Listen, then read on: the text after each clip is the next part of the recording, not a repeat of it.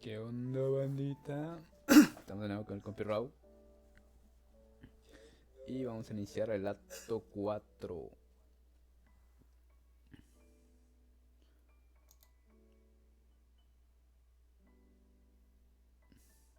Vamos a iniciar el último acto, banda.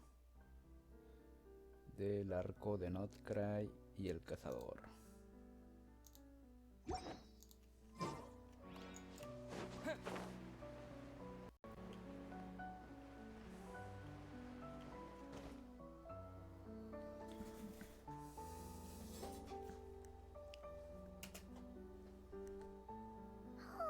Do you think the others are making good progress?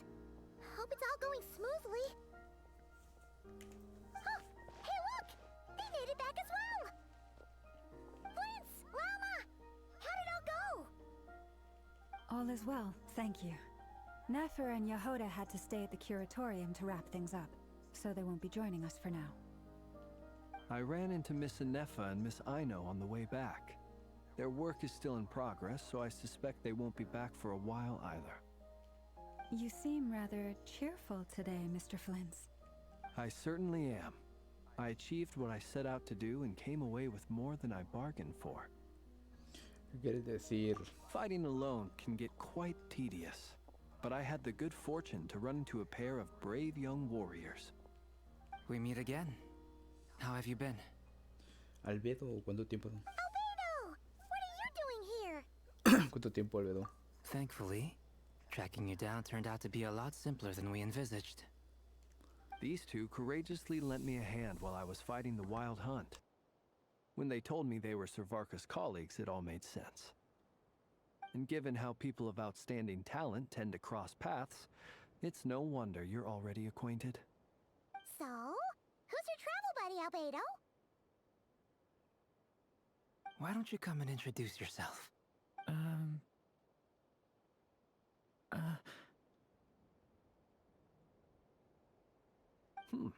A gentleman of few words, I see. And a rather stern countenance. I presumed you were acquainted with him. Is that not the case? It's nice to meet you. Again. We've technically met before. Wait a sec! You're Minnie Durin! That's right. It's me. I'm glad to see you again. By the way, he says it's okay if you drop the mini. Yeah, I'm not as mini as I used to be. Interesting, isn't it? The first step towards blending into human society appears to be reflecting on whether one's name really reflects who they are. Wow! You look so different! In a good way, of course. It's great to see you looking so healthy. Thank you, Paimon. And although you're as mini as ever, I understand that diminutives don't always convey endearment. I'll be sure to simply call you Paimon as a sign of my great respect for you. Wow! You're such a smooth talker now. Paimon could get used to this. From now on, you may refer to her as your esteemed guide, Paimon.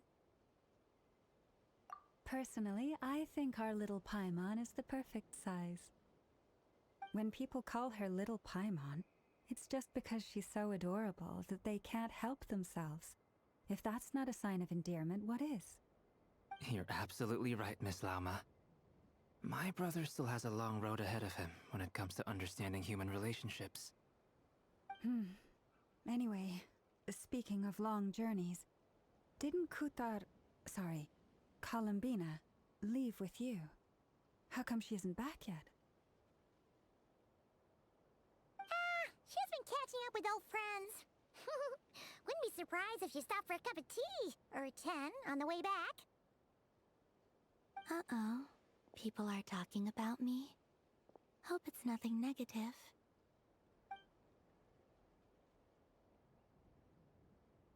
Judging from your expressions, I'm guessing it all went well?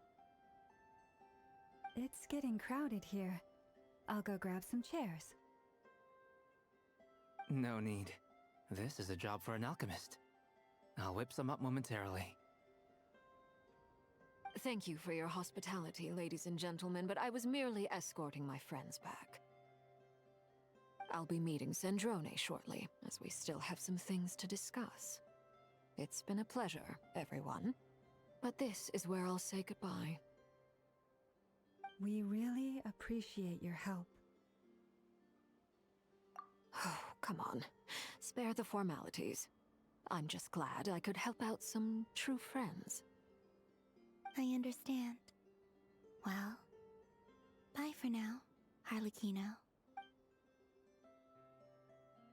Oh, this place is hopping. It's probably a good thing one of us left.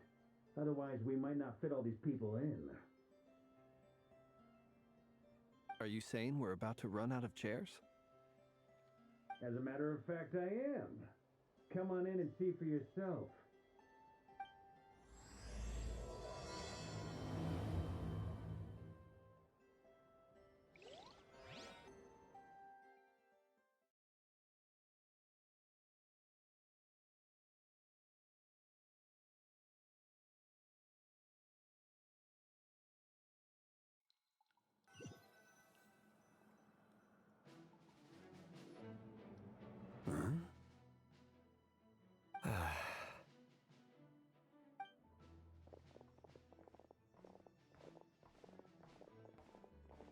I overheard your little chit-chat outside, by the way. With Miss Columbina's colleague gone, we should be back to the original crew plus the other colleagues I brought in.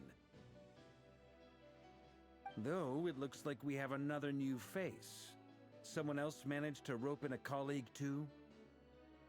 Frankly, you and Paimon are the only people I know here. This here is Deansliff, colleague of Teyvat's greatest guide, Paimon, and greatest adventurer, the Traveler. Well, not exactly colleagues, more sort of friends. When someone else jumps in to do the announcing, you know you're speaking to someone important. Let's hear what he has to say. Note to self. Once Paimon knows your name, the rest of the world will soon follow. When he comes looking for us, it's usually something important. Paimon's guessing you've heard about the Wild Hunt, then. From the looks of it, you're about to hold a meeting. If I were to say that the Wild Hunt is our mutual enemy, would that earn me a seat at the table? As the saying goes, the enemy of my enemy is my friend. Mr. Dainsliff, there's a seat with your name on it. Though, I can't promise the same for everyone else. Hey, Albedo, think you can rustle up a couple more chairs? After all this time apart, Grandmaster Varka's first order is to rustle up a couple more chairs. Is he being sarcastic? Hey, he's your brother. Why are you asking us? I've still got a lot to learn about the nuances of human conversation. Trying to decipher Albedo's way of speaking has been like jumping in at the deep end. Oh, good point. Paimon gets you now. Don't sweat it. There are people who go their whole lives without getting the hang of it. You're ahead of the... I wonder what's taking Nefer so long. Perhaps you should go and check in with her. If anyone can hurry her along, it's you. I just got back from the curatorium. Besides, aren't you curious to see what's taking her so long? Miss Nefer doesn't strike me as the type to share secrets. And since gathering intel is her specialty, I'm guessing she'd prefer to keep her methods confidential. Under such circumstances, would it not be tactless for me to impose? Oh, but it's fine for me to impose. What can I say? You have an unrivaled ability to garner people's affection, Miss Moonchanter. Besides, you have far more in common with her than I do. All right, then.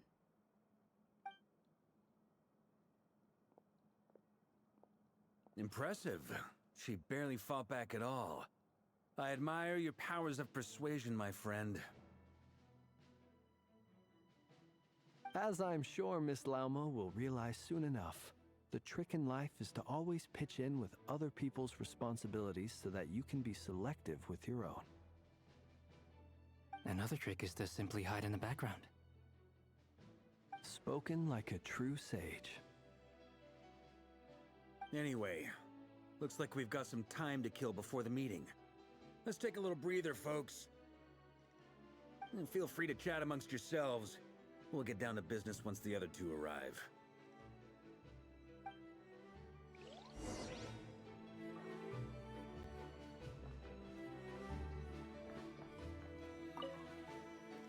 You're both awfully quiet. Why don't I start us off with an icebreaker? Much obliged. Have either of you ever had your portrait painted? If not, I'd be glad to help. That sounds like a lovely idea. You know how to paint, then? I dabble occasionally. He's an excellent painter. Tables, chairs, people, dragons, you name it. He'll paint it for you. I'm flattered. If I ever get the chance, I'd like to give it a try myself. I'll bear that in mind. Anyway, how about you, Durin? What sort of portrait would you prefer? Oh, I'd be fine with anything. Whatever style feels best to you. Very well. Then I'll play it by ear. You can replicate any style I want? I can try. If you show me a sample, I'll do my best to match it. Thank you. In that case, I'll dig up some reference material for you.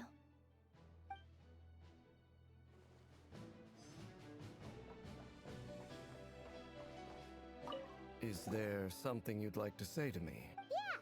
For starters, why'd you just show up here without even giving us a heads up? If you think back to our previous interactions, you may recall that that's hardly out of character for me. You do have a point there. Oh yeah! You'll need to find somewhere to stay the night too, right? Wanna tag along with us? You never know. Sure, let's do that. Great! Paimon will handle it! And in return, we can get Dainslift to be our very own personal bodyguard. If that's what you had in mind, you should have said so sooner. I'd be happy to help. Oh, okay then. Paimon was only kidding, but good to know. Anyway, since we're all here together, we might as well watch each other's backs. That's just what friends do, right? Indeed.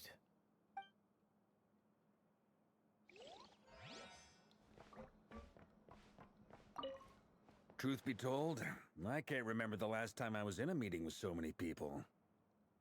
You're not alone there, my friend. The Lightkeepers also struggle to bring everyone together for a serious discussion. I don't doubt that. I've only ever met two Ratniki, one being you, and the other being that young guy, Itlua. Itlua is a good apple. I'll give him that. He's kind, honest, and regularly delivers supplies to my lighthouse. A true Ratnik to the core. In that sense, he puts me to shame.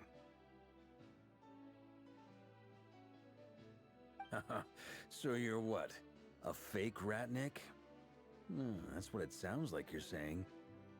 But I get the feeling that's not quite what you meant.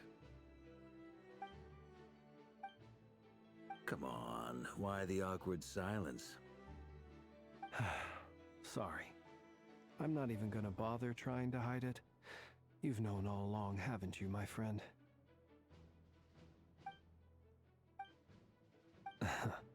Now that was an awkward silence.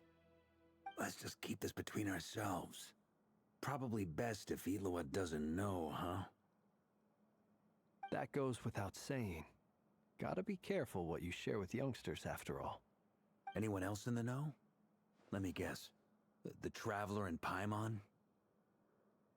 It's dangerous being too sharp for one's own good, you know. Then, in the name of the Animo Archon Barbatos himself, I swear, your secret's safe with me. When we went for drinks, you said that you and Barbatos were practically best buds. In the light of that claim, do you really expect me to take your oath seriously? Of course. Just as long as you don't go spreading around the fact that I'm close with Barbados, all right? Fair enough, then. Nothing like a bit of mutual leverage to seal the bonds of friendship.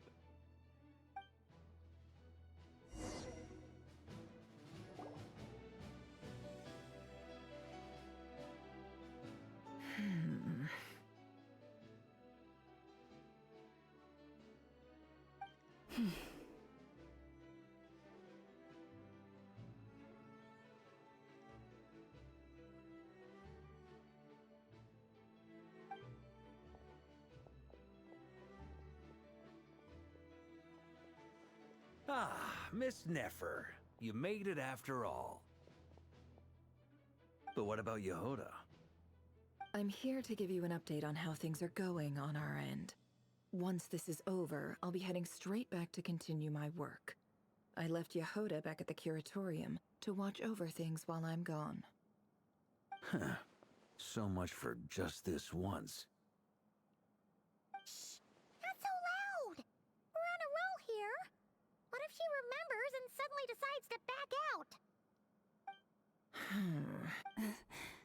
Did you say something, Mr. Varka? Huh?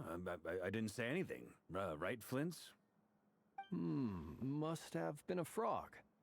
They get so noisy around here at nighttime. It's like they're putting on a concert in the background. Anyway, before we begin, there's a few introductions to make. Let me start by saying that it's an honor to be speaking before so many distinguished colleagues and collaborators. First up, we have Miss Lauma. As Moon Chanter, she's the leader of the Frost Moon Scions, a local religious community in Nodcry. Then there's Miss Nefer, boss of the Curatorium of Secrets, an intel gatherer extraordinaire. Nefer is leading the investigation into Rerir's background, assisted by Yehoda and Lauma. From the little I've heard, they're making some great progress. Over here, we have Mr. Flints, a ratnik and guardian of the abandoned lighthouse. In our last operation, he courageously distracted the Wild Hunt to buy time for the rest of us. For those of you who've never met, this is Mr. Albedo, a renowned alchemist and captain of the Knights of Favonius investigation team. By his side is a new face for us all, myself included, Mr. Durin, who has come to lend his aid. Next up, we have the Moon Maiden and former Fatui Harbinger, Miss Columbina. Then we have the Traveler, who's earned more titles than I could possibly hope to list out, so I'll spare you the rundown. And Paimon, the ultimate travel companion and quite possibly the best guide in all of Tevat. Wow! That's a lot of people! Great turnout! Miss Nefer, it looks like you might have another job coming your way, so, congratulations on the booming business, I guess. You think I haven't got enough on my hands as it is? Who's looking for me now? That would be me, Miss Nefer. I have a commission for you. And you are? Who I am doesn't matter right now. What does matter is that I'd like you to gather more intelligence about the Rerir of Solnari. Well, it's not as if we never take on anonymous commissions. But in your case, I'll have to decline. I'm gonna take a wild guess and say your job's probably more hassle than it's worth. Something... It's my eyes, isn't it? Khaenri'ah, I assume. And what's with the mask? Are you trying to hide your identity? In any case, the fact that you're even still alive raises an awful lot of questions for me.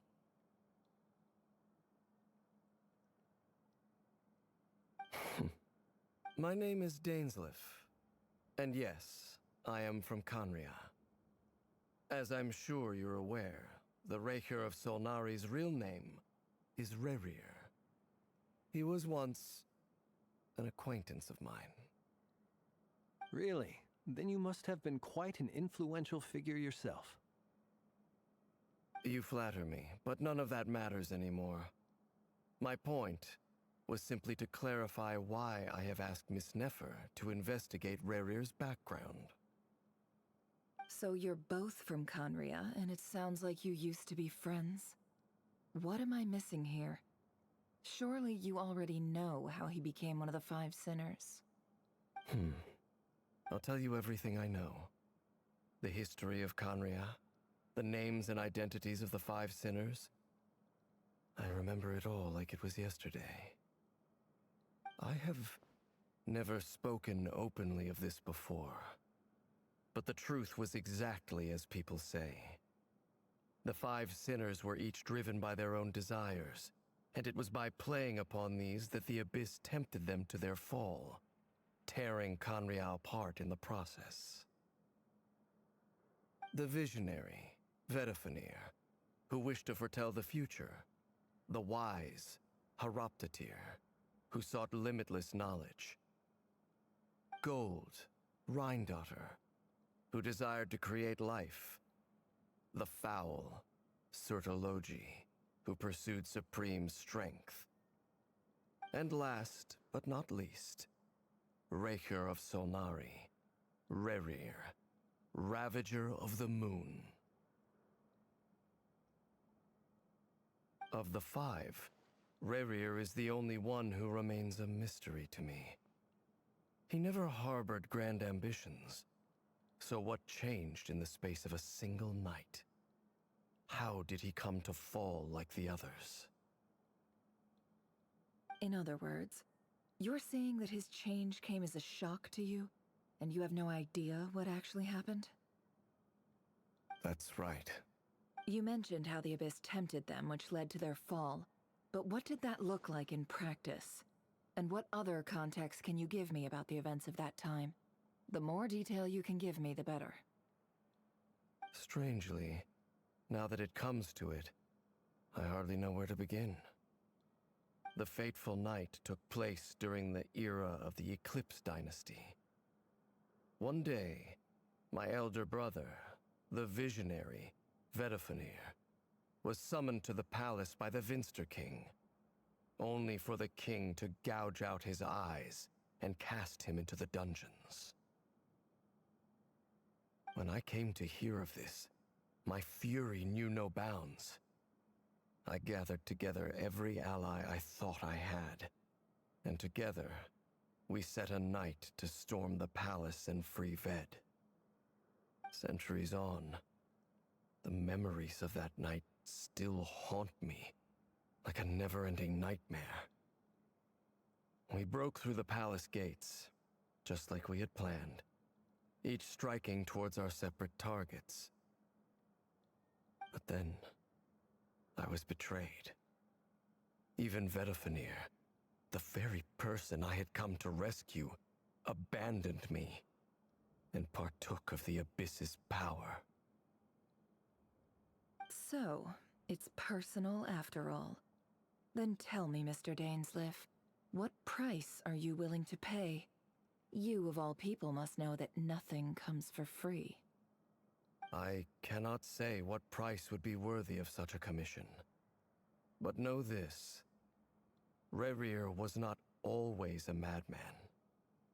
Believe it or not, there was a time when he was just an ordinary man, working for the Khaenri'ah Intelligence Service. Uncovering the truth of Rerir's past is the only way to unravel this mystery. But before you decide if you will accept my commission, I will tell you more about him. Enough, I hope, to help you plan your next move. Sounds pretty good to me. Feels like we just flagged down a random passerby, only to discover he's actually a master strategist who has a score to settle with our enemy. Can I borrow your halo? It could be useful in the lighthouse. Hey, enough with the wisecracks! Besides, isn't that lamp of yours bright enough already? Relax. It was meant to be a compliment. If that was a little over the top for your liking, I'll make sure to tone it down next time. I'll give your proposal some serious thought, Mr. Dainsleif. Let's speak in private once the meeting is over. Before that, there's a few things I'd like to share.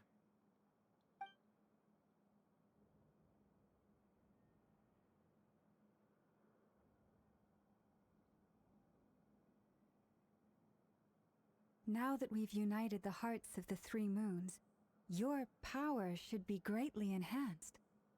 But it seems like that hasn't happened yet.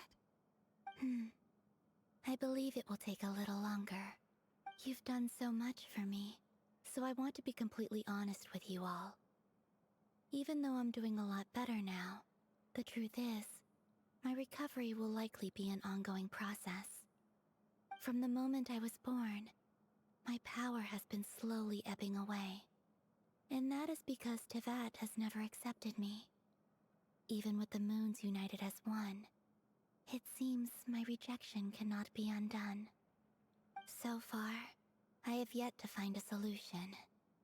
It may turn out to be a problem that will plague me until the day I finally leave this place behind. Even so, I will do everything in my power to help you drive out the Rerir of Solnari.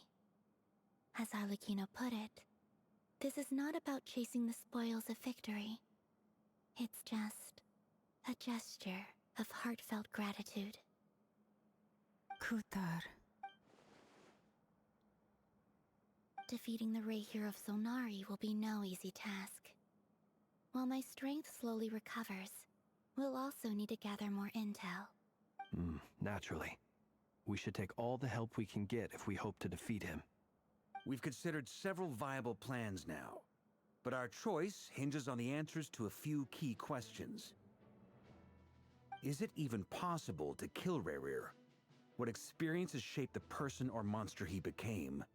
And what's he really after?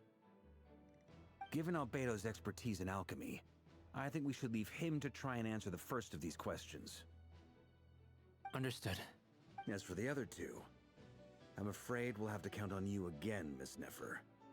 Believe me when I say it's not my wish to burden you. But right now, relying on your skills is our only option. So you're placing all your hopes on me, huh? We can't thank you enough for agreeing to help us. Honestly, I can hardly believe how lucky we are. You sure have a talent for changing your tune, Miss Moonchanter.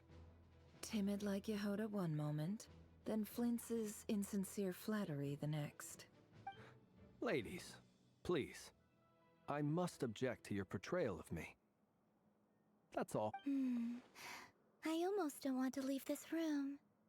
I'm curious to see how this plays out. I have faith in you, Miss Nefer. Something tells me you'll stand by us until the very end. Oh? And what makes you so sure of that? What if I suddenly decide that my compensation is insufficient? This isn't about the money. I can sense that you've got a deep-seated distaste for Rerir. And knowing you, that alone is motive enough. Look at them getting along so well. Like two peas in a pod. And I'm the one they accuse of insincere flattery. There is no justice. Miss Lauma, you have to understand something. Unlike you, I don't actually enjoy having everyone's hopes on my shoulders. Is that right? Well, maybe the fact that I'm willing to put my hopes in other people says more about me than you. But the fact... Anyway, we've got our plan, so let's get moving. Mr. Dainsleif, let's talk. And Traveler, once we're finished, if you've nothing else planned, I'd like you to come with me. This whole experience is teaching me a lot. For instance, I now know that when other issues come up in the future, I'll have far more luck getting Lauma to convince Miss Nefer than trying to do it myself. Hate to say it, friend, but that's one of the funniest things I've heard in a while. Why? You think I've got it wrong? Quite the opposite. But what makes it so hilarious is how long it's taken you to realize.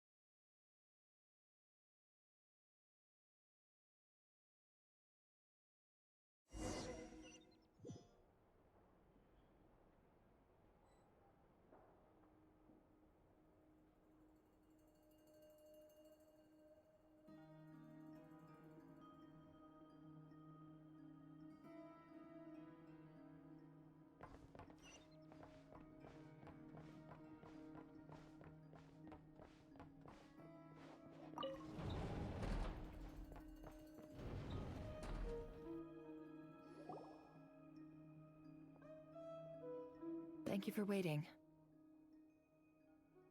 It's okay. We actually used the time to help Dainsleif get a room at the hotel. That's very considerate of you. Now, I trust you share my curiosity about Rerir's past, and you seem fairly familiar with Mr. Dainsleif already. We spoke at some length after the meeting. He was the one who suggested I should invite you to join this operation. He feels confident that these secrets will be safe with you. Dane has a lot of faith in us, that's for sure. Likewise. I appreciate that you got right on board without interrogating me about why I invited you. It shows that you trust me to explain everything in due course. That's because we know what you're capable of. We appreciate you too, Nefer. You might have been forced to help in the beginning, but this time, it was your choice. That's one way to put it. Another is this, that once a decision's been made, it's set in stone. After that, my only goal is to see it through. Alright, so here's how it is. I'm going to access Rerir's thoughts again using my confidential method. Now, I'm sure you've seen things like this before on your travels, so you're surely well aware of how dangerous it can be. The reason I've gathered you all here is to ensure my safety during the proceedings. I plan for us to enter the fragment of his consciousness together, and once inside, I will focus on searching for information. Think of this as a diving expedition into someone's brain. If I'm the diver, you are my safety equipment, tasked with keeping me alive while I'm under the surface. Once the ceremony begins, we will all be spying on privileged information. But in the interests of safety, you must remain absolutely silent at all times. Lastly, any individuals of a weaker constitution are advised not to partake in the ceremony. In any case, Paimon has her own job to do, which requires staying in the room but not joining the ceremony.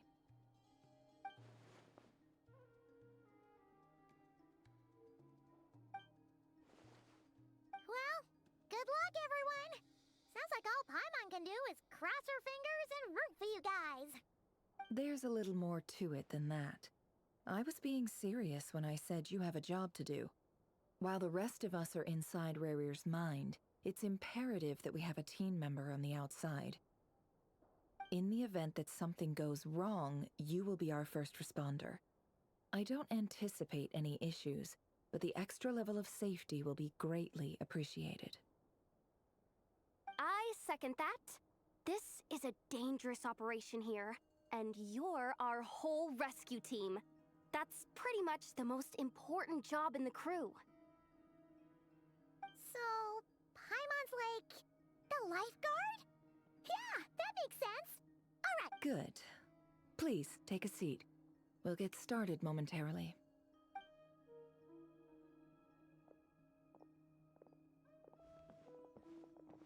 So, did Mr. Dainsleif tell you anything else? He told me that he believes Rerir kept some big secrets in his life. He's not sure that they were the cause of his eventual downfall, but he's asked me to uncover what those secrets were all the same. But surely you're not planning to go through with this, no matter the cost. If you think that, you'd be overestimating me. I'm a businesswoman, not a mercenary. But I do have my own professional reasons for taking this job. You think I'd turn down the opportunity to get a first-hand glimpse into Khaenri'ah history? No chance.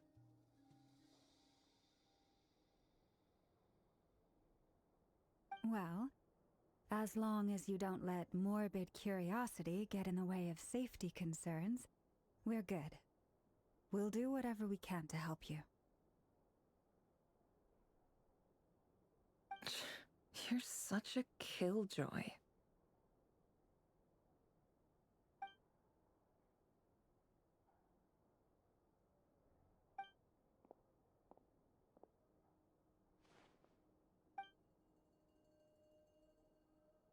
All right, I'm good. All set over here too.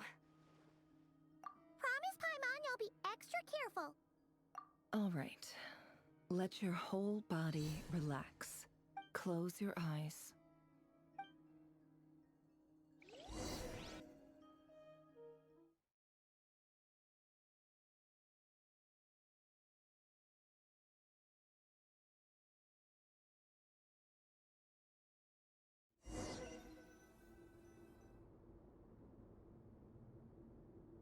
Phew. Could this be his office? Pretty standard setup. Bookshelves, paperwork, files. According to Dainsliff, Rerir used to be an intelligence operative. Chances are there's plenty of top secret intel stashed away in this room. Is this where you keep your secrets, Rerir? Can't say I'm not looking forward to this.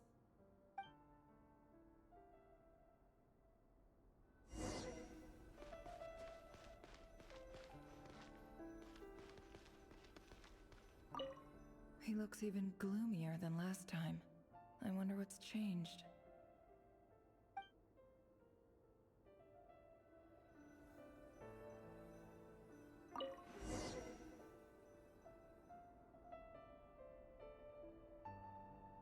Today's files are in. Time to wade through them, just like usual. Male, 51. Occupation, cook. Confirmed Crimson Moon descendant. Has maintained frequent contact with other descendants over the past year. Poses neutralized.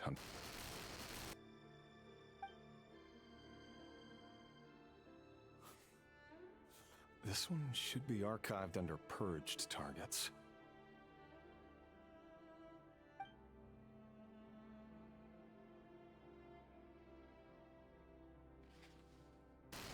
Female, 23. Occupation, office clerk. Confirmed Crimson Moon descendant. Has maintained frequent contact with other descendants over the past year. Put neutralized on... Another one for purged targets. Sounds like she was that other man's daughter. Never mind. What's it got to do with me?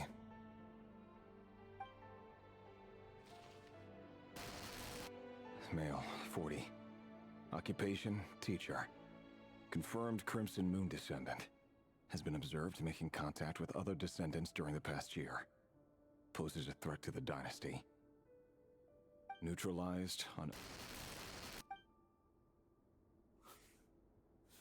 Just another nobody for the archive. Come to think of it, I remember surveilling this man. A case like his never would have been considered a priority in the past. Huh. He barely even interacted with other Crimson Moon descendants.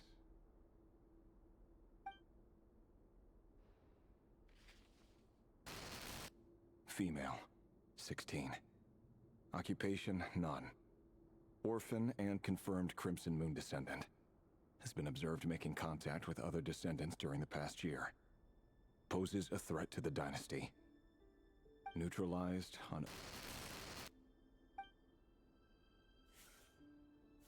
Filed. I have no recollection of this girl. None whatsoever. She doesn't seem to be anyone important, but then again, how many of them really are?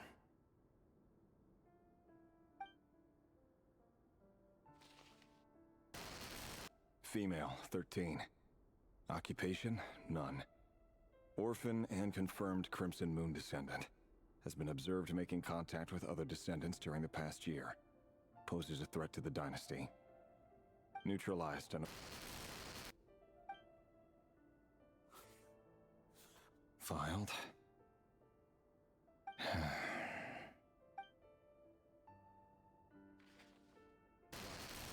Male, 11.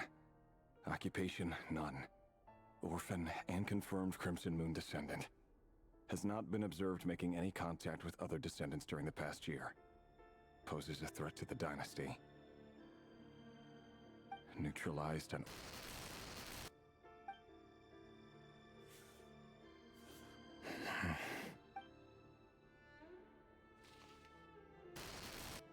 Male. 6. Occupation, none. Orphan and confirmed Crimson Moon descendant. Poses a threat to the dynasty.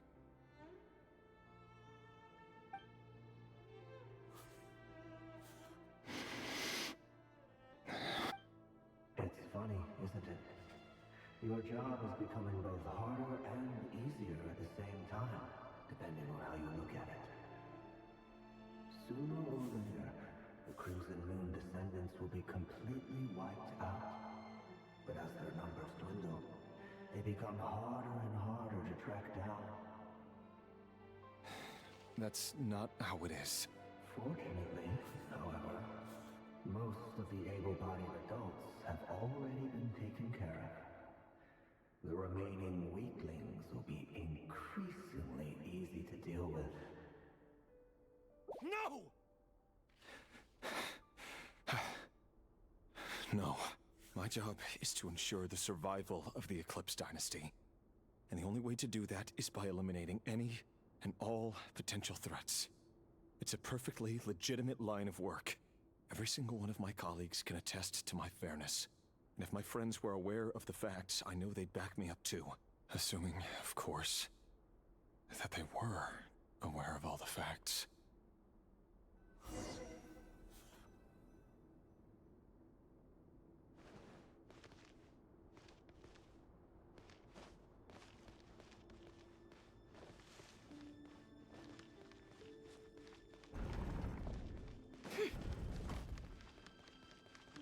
It all adds up.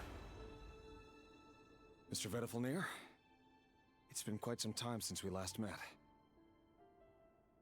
Rerir, I trust you're here because you have something important to discuss.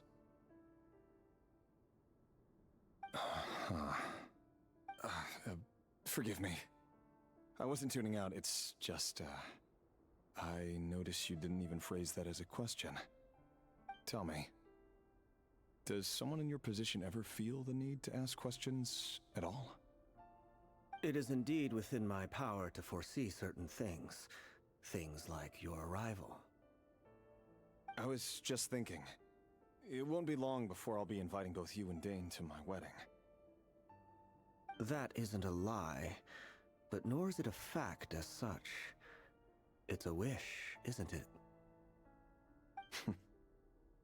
No fooling a prophet, is there? Ever since that day we met for drinks, I knew it was only a matter of time before you came looking for me. Does it feel good? Knowing... I'm afraid the notions of good and bad fail to capture the complexity of what such a power entails. Once you've seen what will come to pass, it can be all too easy to succumb to fear and melancholy. Unless, of course, you learn to abandon these feelings. You fear my silence, and long to hear the words I left unspoken that day. That's right. You must have noticed my reluctance to broach the subject. And the reason is simple. Because the truth could never have lived up to your hopes. For both our sakes, such words are better left unsaid.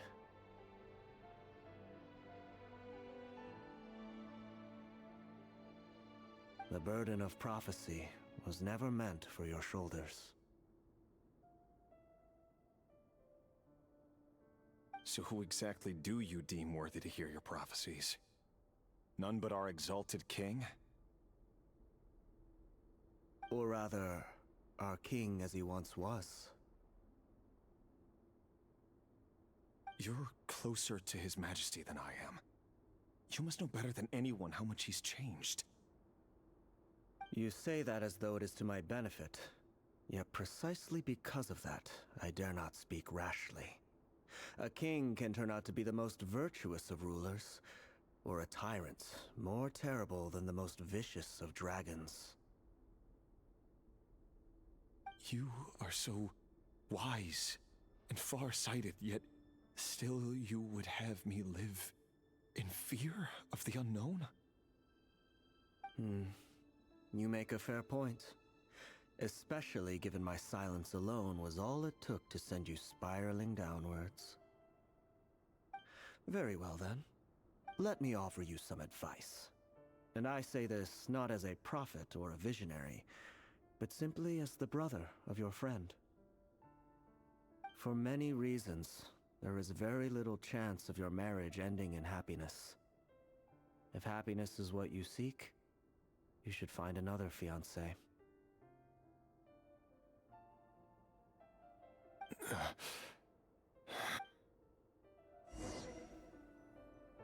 Hold on. There's that same black fog again. Could this memory belong to Thelindis? Guess I'd better... Wait. Hear me out. This time we finally got a clear look at his face and learned his true identity. His name is Rerir, and he claims to be one of the king's guards. What did you say? A cruel irony, isn't it? The man you're set to marry leads a double life as a brutal executioner. Why are you telling me all of this now? Simple. It's because I want you to kill him. You are the only person he would never suspect. No, absolutely not. I would never dream of doing such a despicable thing. So you'll just stand by and watch him slaughter us to the last? Do not forget that the blood of the Crimson Moon flows in your veins too. The blood of the Crimson Moon? What does that matter now? The dynasty has long been dead and gone. You think that alone is reason enough for me to throw away everything I have? Why wouldn't it be? You two were once a child of the Crimson Moon, just like me. Don't tell me you've never felt so much as a flicker of fury for the way we were trampled into the dust. As long as you promise to abandon this pipe dream of restoring your dynasty, I can try to persuade him.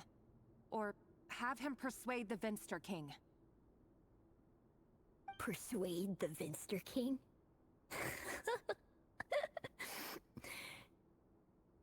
Do you even know why he's so obsessed with hunting us down? Why he keeps trying to force us to hand over our secrets? Over and over again? Or why we refuse to give up on restoring the dynasty? The Vinster King. A blind fool. His eyes clouded by powers from beyond this world. A petty little man with a miser's heart. And he dares to sit upon the throne? Mark my words. Sooner or later, Khaenri'ah will fall. And it will be his doing. If you can't bring yourself to do it, so be it. Just you watch. It won't be long before calamity descends upon us all.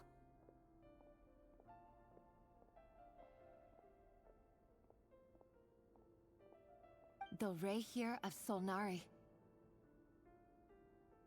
That really is quite a secret you've been keeping from me, Rerir. But who am I to talk? Am I really any better? I've kept my own past a secret this whole time too. Love should be built on honesty. But ours was born from lies. And yet,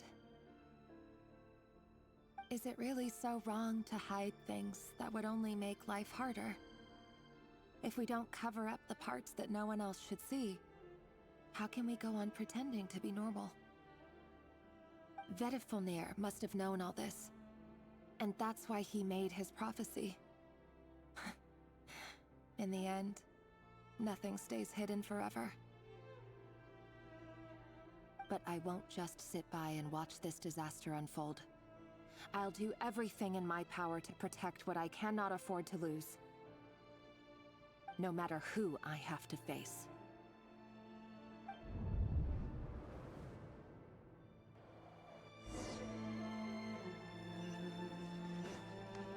Huh? who just walked past the window. Doesn't it give you the chills that he still takes the same road to work every day?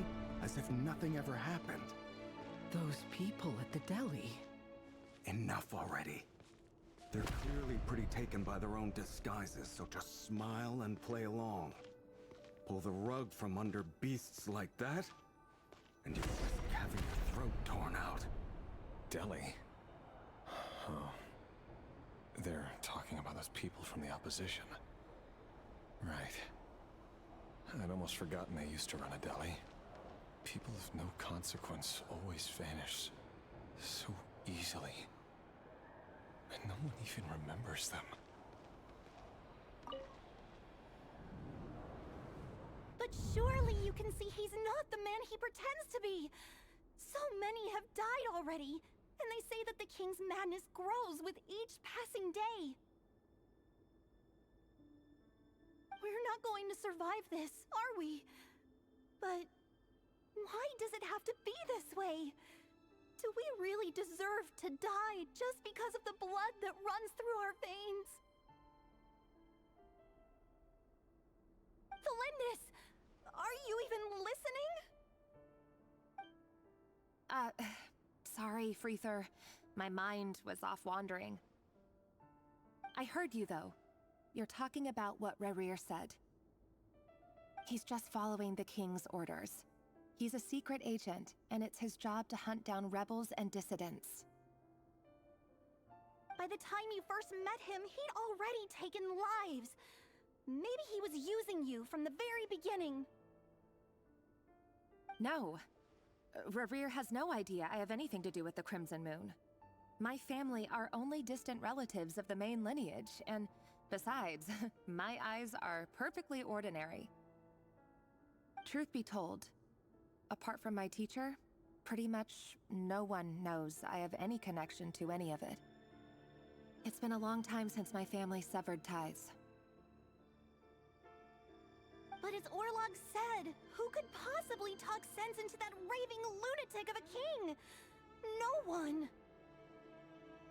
I'll work something out. Trust me, I'm with you all. But for now, you need to keep yourselves hidden. Don't let anyone find you, anyone at all.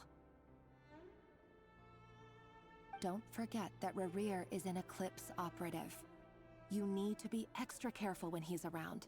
And when I am too. For now, don't come looking for me. And if anything happens to me, just act like we've never met. If even you can't escape this, what hope do the rest of us have? But after all this time together, surely he wouldn't lay a hand on you. I won't speak in his defense, nor can I give you a clear answer to that question. But I'll do everything I can to put an end to this. Here, hold on to this. If an opportunity to escape presents itself, take it. You'll be glad you took some spare change. You called that change? But what about you? I've got a job, and there's still money coming in. But you can't go anywhere right now. Please think about yourself for once.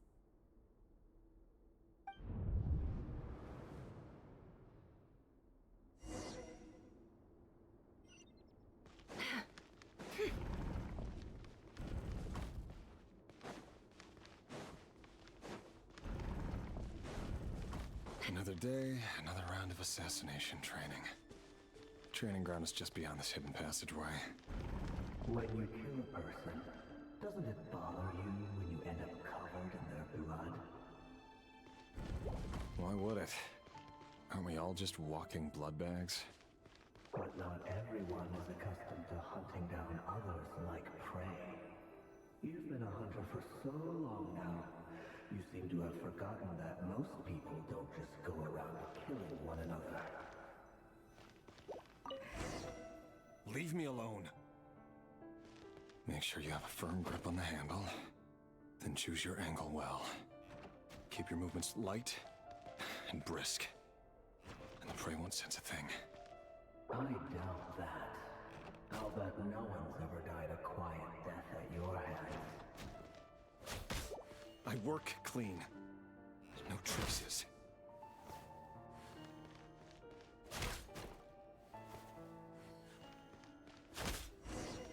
That doesn't make it open and above board, though. The king just happens to be right now. What if someday he doesn't? That won't happen. He's changed.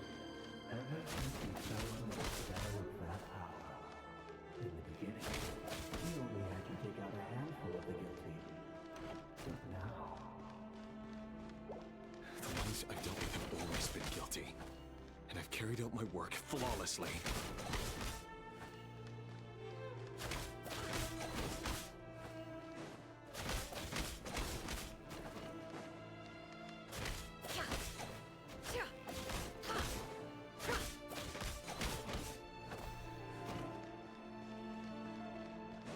No more lies. You know why Khaenri'ah didn't accept your proposal, don't you? Was it because he didn't trust you? Or something else?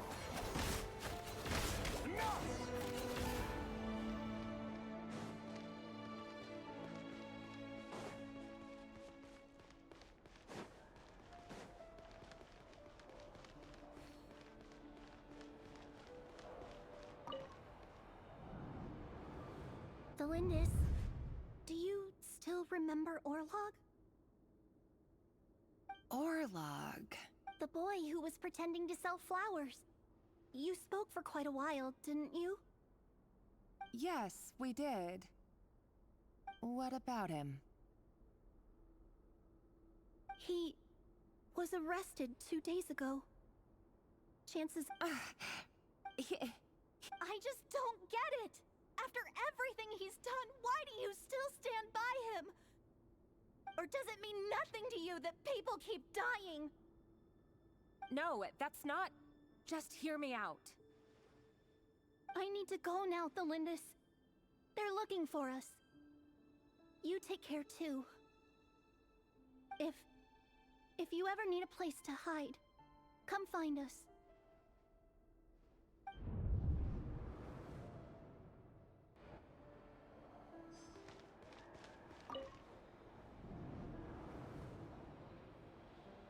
Author Thelindis. Over the course of this week, the research object was subjected to interference for a total of 47 hours for experimental purposes. All subjects of observation that were sent inside have now...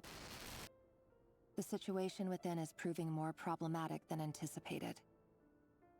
No progress whatsoever. What now? Won't you give me even a glimmer of hope?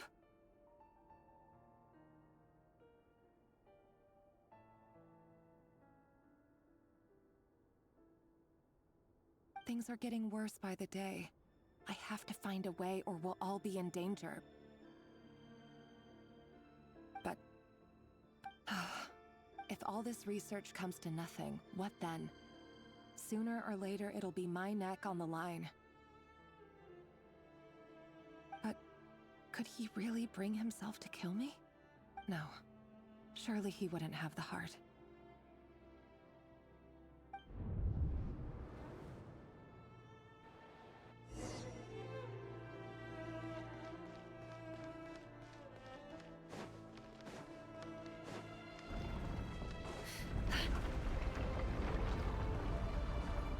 Why won't you just let us go? We don't even know each other.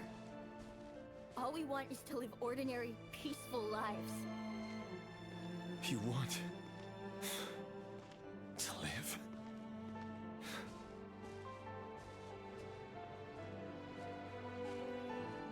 Yes. I just want to go on living. Is that really such an unforgivable crime?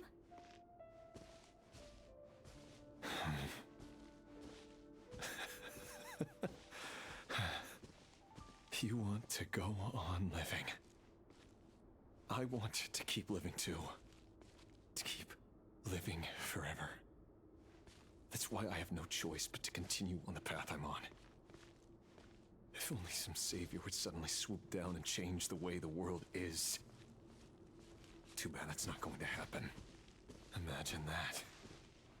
If there really were such a person, you and I wouldn't be standing here like this, would we?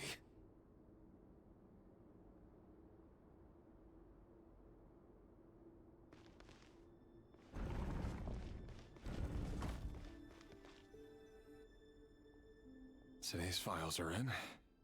Time to wade through them just like usual. No, I don't get tired of it. It's my job. And not only am I lucky to have it, I'm good at it too.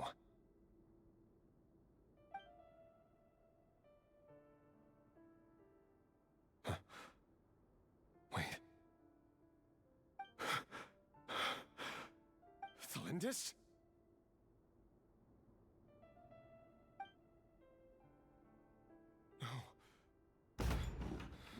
No.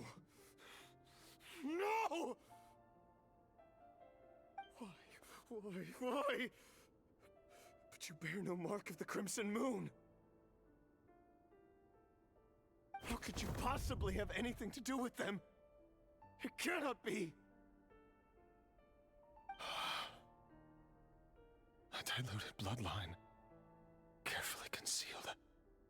I see it now. You've been living in the shadows just like me. What a fool I've been. Numbing myself with talk of justice. Even imagining my friends would back me up. But in the end, Irminsul. Finster King! How far are you going to take this? From the direct bloodline to secondary offshoots? And then what? Today, it's the descendants of the Crimson Moon. Who will it be tomorrow? Will you not rest until everyone down here is dead? No. This cannot go on. This is where it ends.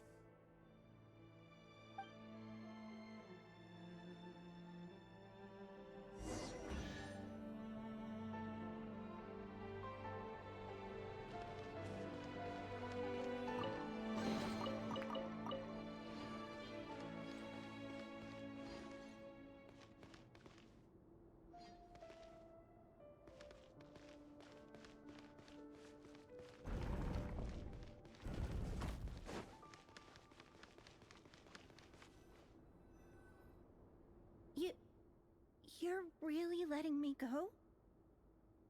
I am. As long as you can guarantee that no one will find you. Don't worry, I'll be extra careful. No one will know I was here. But what about you? Me? If you let me go, you won't be able to complete your mission, will you? Good point. In that case, maybe you should stay. No, please! I just want to see the outside world again. Go on living? Yes. I know you're a man of your word. So please, just let me go. If I let you leave, what will become of me? Just kidding. Go, now. But remember, don't let anyone know you were caught. We'll be seeing each other again very soon if you do.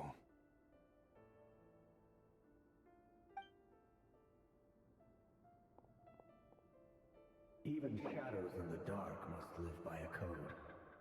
But you can't save everyone. You've been whispering in my ear for days now, Vedifilnir. What are you trying to do? Break me down? I only say this because you long for an answer to your problems.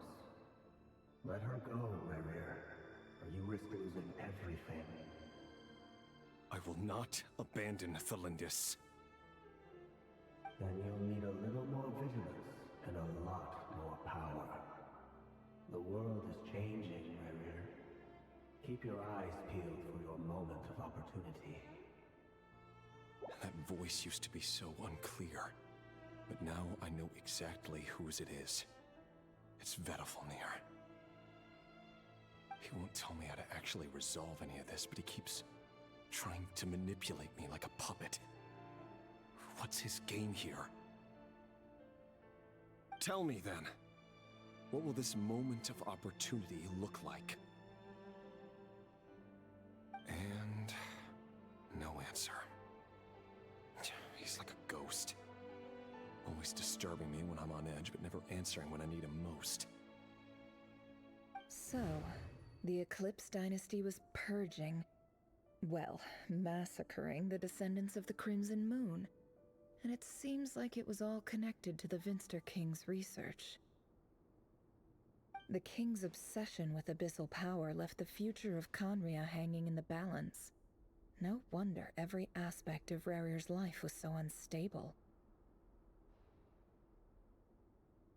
And it looks like this Thelindis, Rerir's would-be fiancé, herself belonged to a sub-branch of the Crimson Moon Dynasty's descendants. It almost defies belief that a couple like them could hide the truth from each other for so long. If the Vinster King hadn't intervened in such a drastic way, they might have gone on deceiving each other for the rest of their lives. And why does Vedalfnir, Daneslif's older brother, keep talking in Rerir's head? This guy kept more secrets than I ever imagined. The human mind is like a vast desert of shifting sands.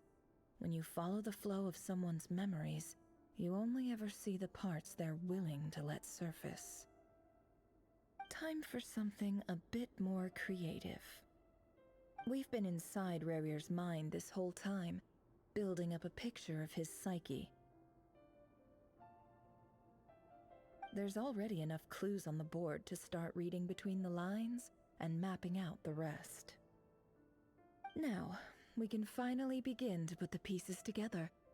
Sure, it'll only be a reconstruction, part simulation, part reasoning, but it's usually pretty accurate. Once we've built up a cognitive profile, we just need to cross-check the logic behind his actions. And then we'll be able to take a sneak peek at whatever it is that Rerir has really been hiding.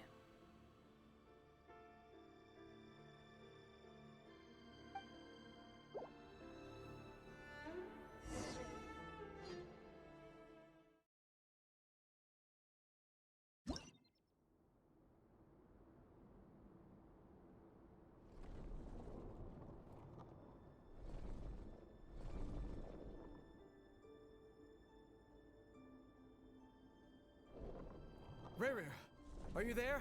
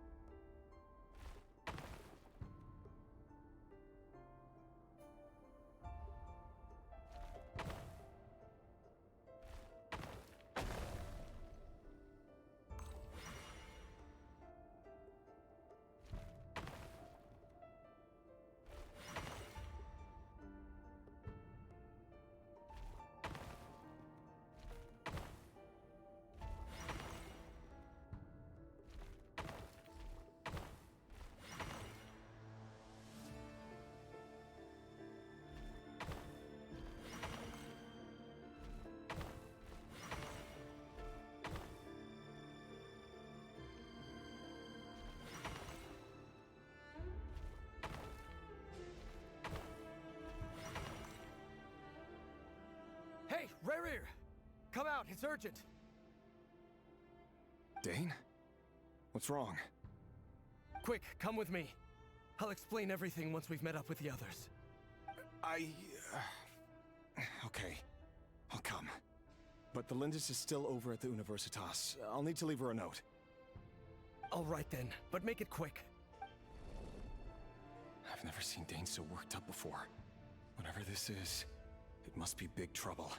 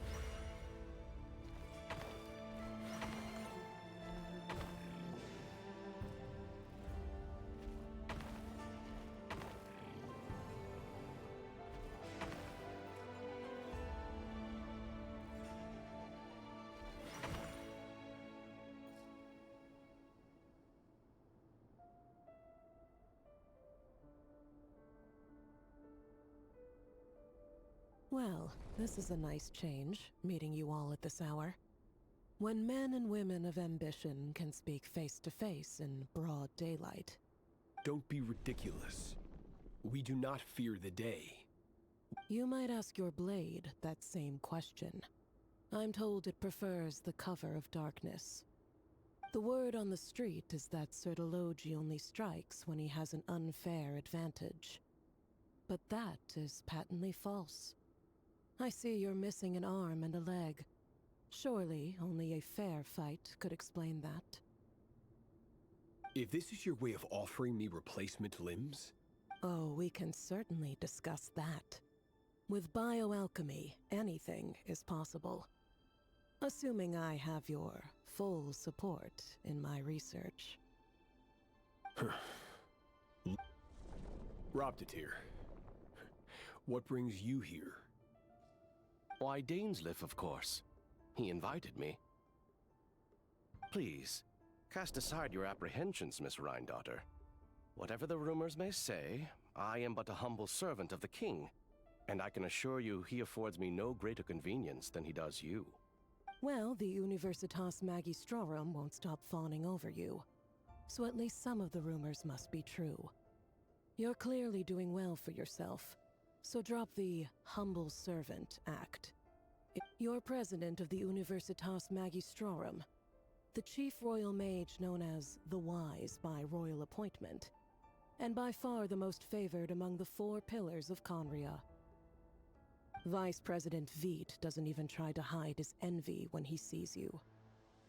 My success is the product of hard work and good luck. It's as simple as that. Were the king not such an extremist, I hardly think I would have received a senior post. Of course, no job is without its gripes. Serving a king like ours can be a challenging task. And as for Efterveit, in missing out on the presidency, he's dodged a mountain of stress. Like everything else in life, it comes... You're all here.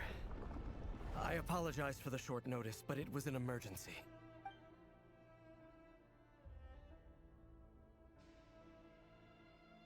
You must be Rerir.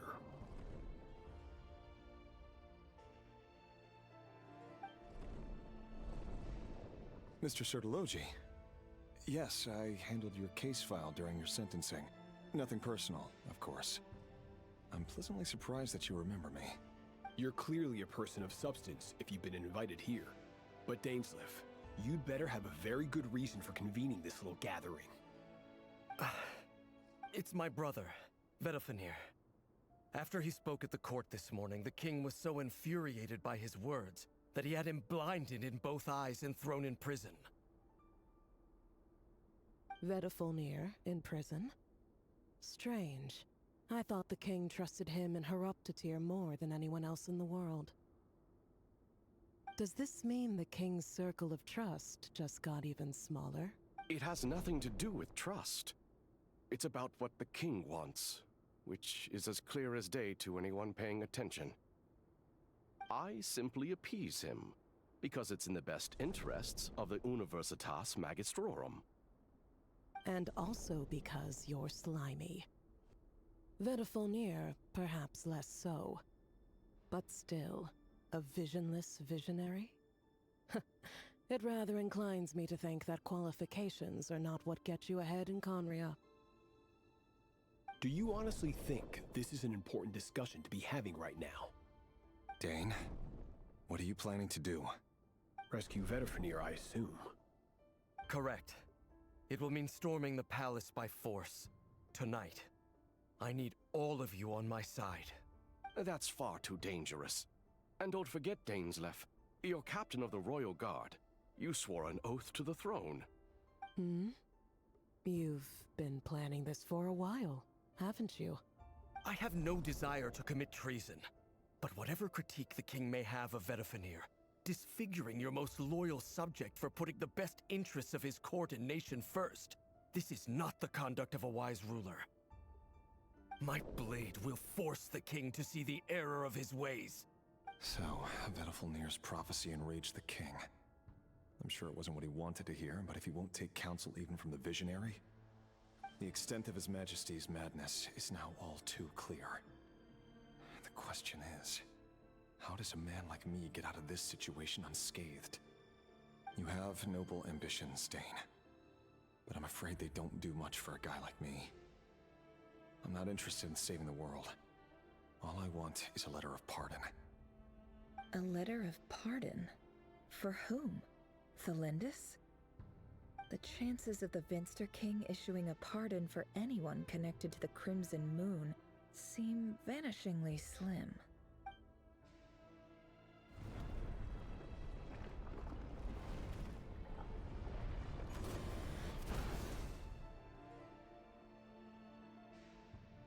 This black fog over the board must have some connection to Thelindis. But why is it taking this form? Does it have something to do with Rerir's past? Another mystery I'll need to unravel.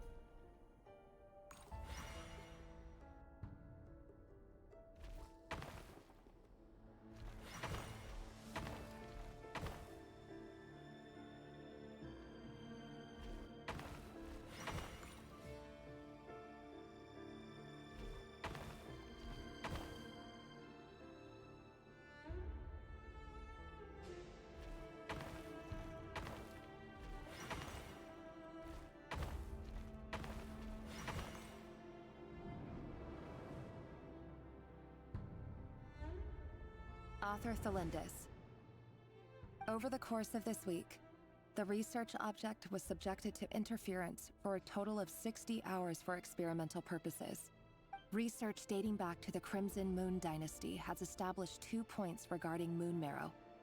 Firstly, its origins have something to do with a god's power. Secondly, it serves as a portal to an as-yet indeterminate location. However, there are a number of hurdles to overcome before we can answer the question of where it leads to. To start with, opening the gateway requires an enormous amount of power is then required to keep the gate open. Currently, the total power output of our instruments remains in the single To make matters worse, I am now the only staff member remaining in the Moon Marrow lab. The Universitas Magistrorum recently decided to move most of its personnel into abyssal energy research, which has stymied all Crimson Moon-related projects. This is not a wise move. I have always maintained that placing all our hopes in a single source of power is risky, especially one as poorly understood as this. I apologize if this comes across as disrespectful. But as a Moon Marrow researcher, I desperately want to see the world beyond the gateway. If we really made it there one day, what would we find? And how would we go about taming the unknown?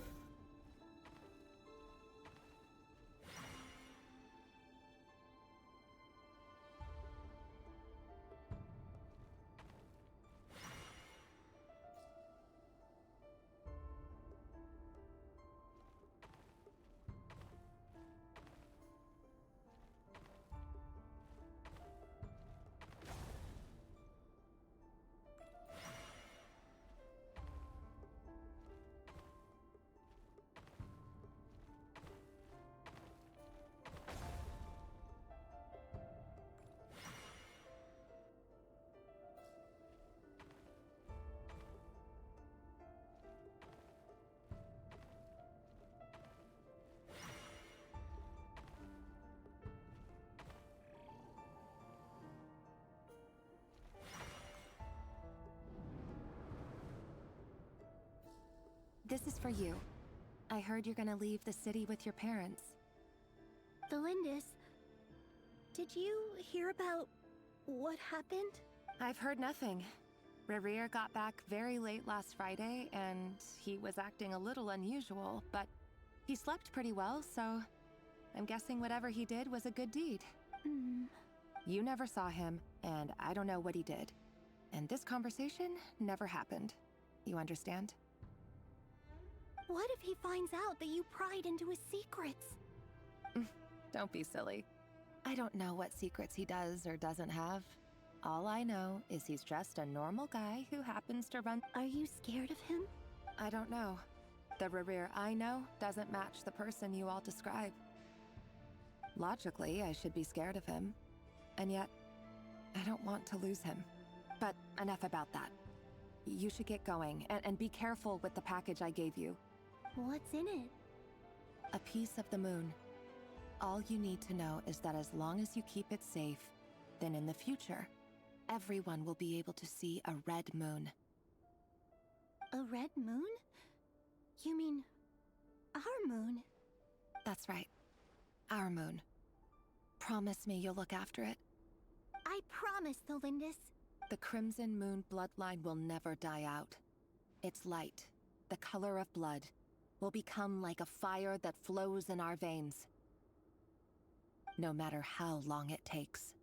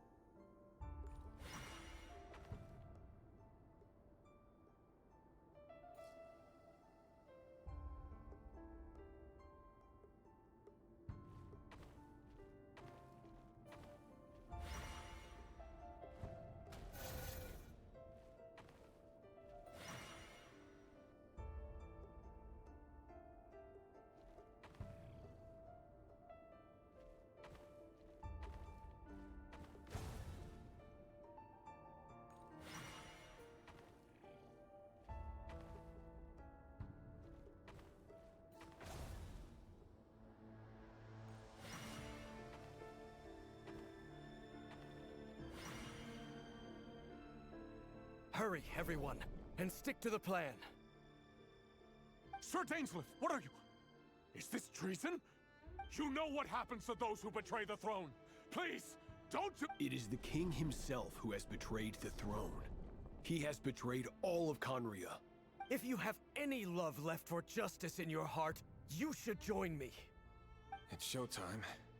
Dane and his group will handle the troops in the palace. Then Hraptatir and Rheindater will disarm the security measures. My job is to enter the prison and rescue Vedifalnir. Stay safe. Wish me luck.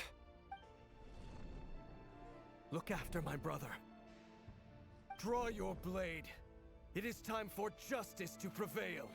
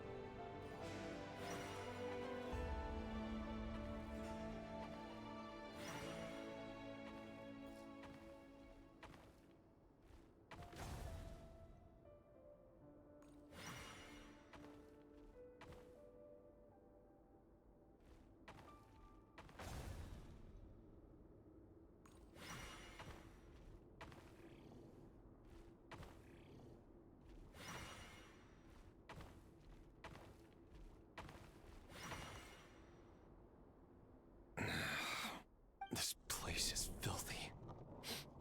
And the smell is abominable. Found you. Hello. Surprised? Oh, wait. I certainly felt some surprise in the moment when I was blinded. Surprise at the king's sheer ignorance. surprised at just how unfairly this world responds to words of earnest remonstration. I'm curious. What did you prophesize this time? It wasn't a prophecy. It was a word of warning. The king has forsaken all reason in pursuit of his obsessions. I simply told him that if he continues on this path, Khaenri'ah... But he didn't listen. Worse still, he stabbed you in both eyes and locked you away. Dane asked for my help. The court is in complete chaos now, but I'm sure you predicted that. Everything is transpiring as I foresaw, yet I am powerless to change it. Fate is an immutable force. I do wonder whether giving a man the power to see the future does nothing more for him than slowly crush his spirit. Forgive my curtness, Vedifulnir, but the king did not suddenly turn on you today. His suspicions have been brewing for a long time. You can't have wisdom beyond the reach of your fellow man without attracting his fear and suspicion. There are things the king does not want to see. So, he doesn't want you having visions of them either. He blinded you because he thought this would make the visions stop. He wasn't entirely wrong. I did indeed lose my power to see the future. Until what? Just now. Well, tonight could go a lot of different ways. 5 of us banded together to storm the palace, also we could rescue you. I sense hatred in you, but also hope. A desperate hope that but this is not the end. It is the beginning of a new chapter. There are many men of honor and courage in this world, Rerir. But you are not one of them. Is that a dagger? Interesting. Why not the polearm? It was always your weapon of choice. With your abilities, I don't doubt that you were able to recover some of your sight. But I also doubt that you want to make an enemy of me right now. Of course not. We're on the same side. We could be. But I need you to be honest with me, Vedifulnir. You mean your future? With your beloved, Felindis? Yes. And I know there are bigger things at stake here. A dynasty, a nation, maybe the entire world. I can't abandon the one I love to save myself. I just can't do it. But you see a broader picture of the future than I. You see the solutions to the biggest problems of our age. So tell me! In matters of fate, answers are either right or wrong. What will be, and what will not. Maybe you are willing to pay a certain price in the pursuit of happiness, but unfortunately, fate does not negotiate. That is the cruelest thing about fate. It is unmoved by your sacrifices. That can't be true. I know it's your voice that I keep hearing in my head, urging me to see how the world is changing, to seek more power, so I can protect the things I love. You show me disaster, but you won't show me how to avoid it? Why? Why are you doing all this? My voice. In your head.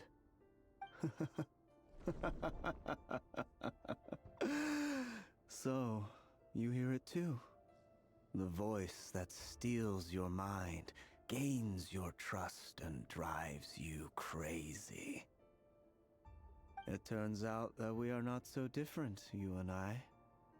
Vedifulnir just broke into the strangest smile I've ever seen in my life, as if he'd discovered some monumental secret. But then he suddenly switched to looking extremely weary. Very well then. My advice to you is as follows. You must persevere. Whatever trials and tribulations you may face, be steadfast in the belief that they are your path to the future. For as long as you live, your story with Felindis shall not come to an end. That is the only chance you have of fighting back against fate. It is up to you whether you believe my words. Regardless, that is all I will say on the matter. I have no right to intervene any further. I will hold you to your word. Thank you for setting me free. In return, I will tell you one more thing that you cannot afford to ignore. Just then, a strange wave of energy rippled through the city. We had no idea what it could mean. If I were you, I would head to the Universitas Magistrorum. The Universitas? I'm sure we'll be seeing each other again very soon, Rerir. Whatever Vedifalnir said, I didn't catch it. I didn't even help him out of the prison. There was no time to lose.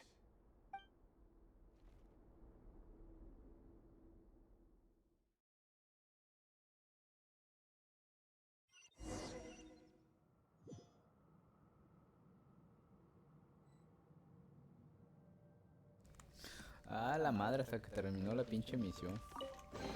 Ya sigues ahí. Ya hasta aquí lo voy a dejar, no mames.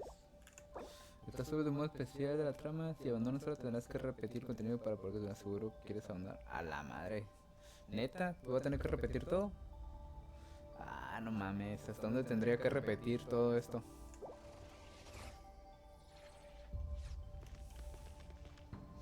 Pinche chingadera, ya me quiero salir del juego. ¿Tú sí te metiste todo el... todo esto ya? ¿O te saliste?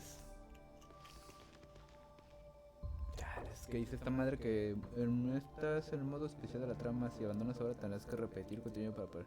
No me digas que tendría que hacer todo el pinche juego de ajedrez zarra. Yo no quiero hacer eso.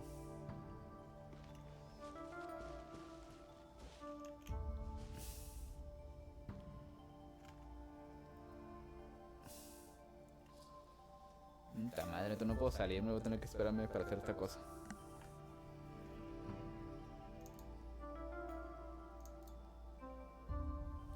A la madre, hace 2 horas. Ah, ya me quiero salir. Bueno, ahorita vengo. Ahorita vengo para continuar con mi tortura. And if you try to ignore them entirely, you'll end up tearing yourself to pieces.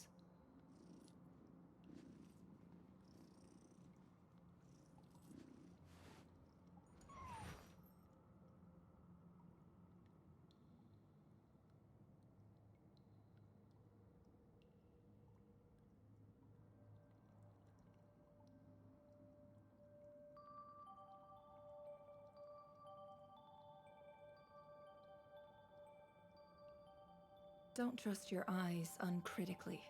People only see what they want to, so don't be your own fool.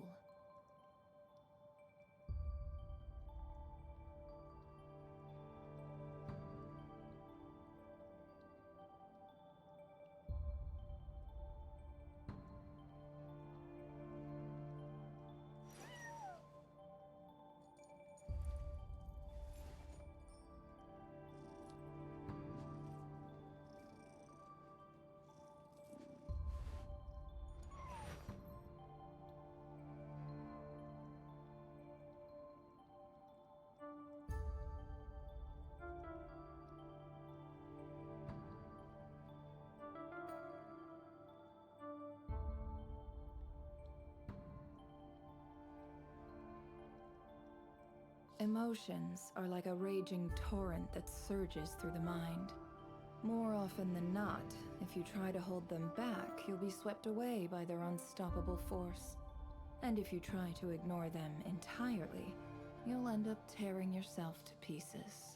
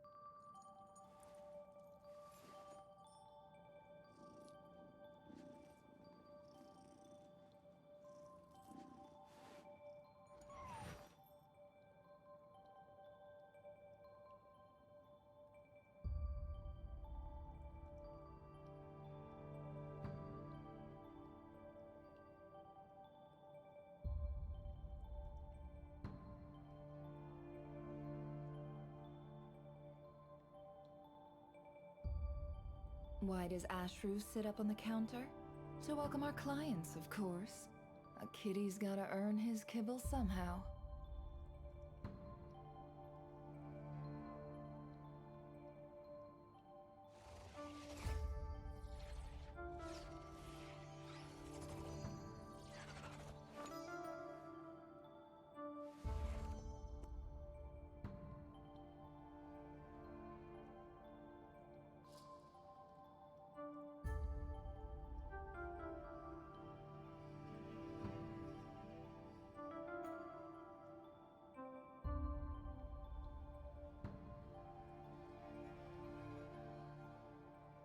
Emotions are like a raging torrent that surges through the mind.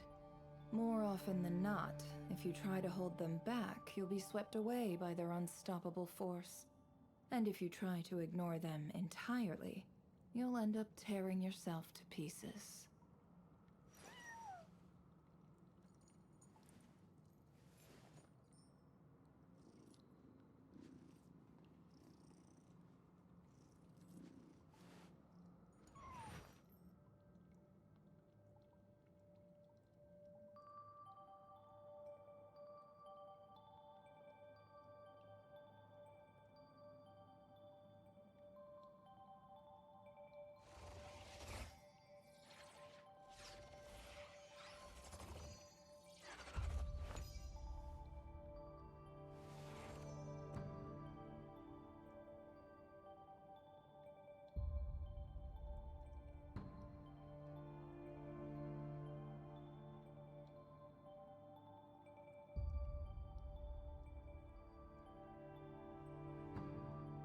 Why does Ashru sit up on the counter?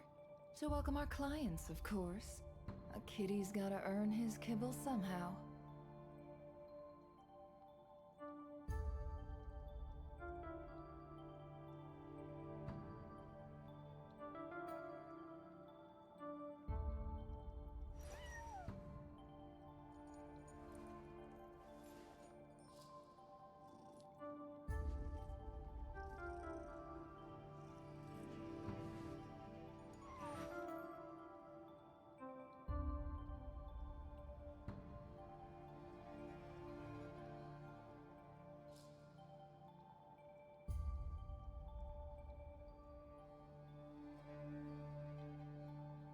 Don't trust your eyes uncritically. People only see what they want to, so don't be your own fool.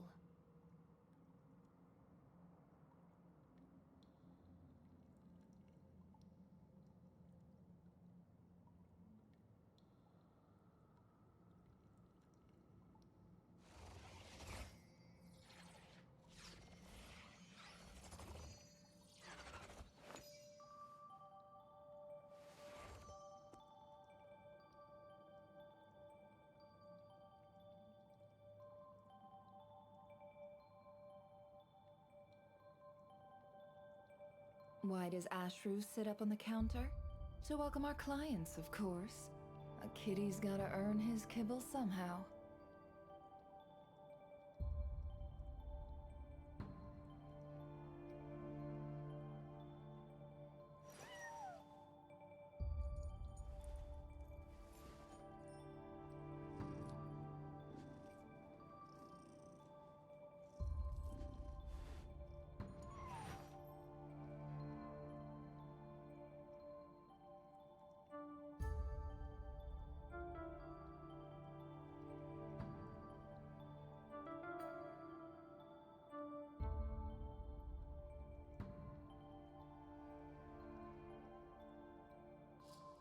Emotions are like a raging torrent that surges through the mind.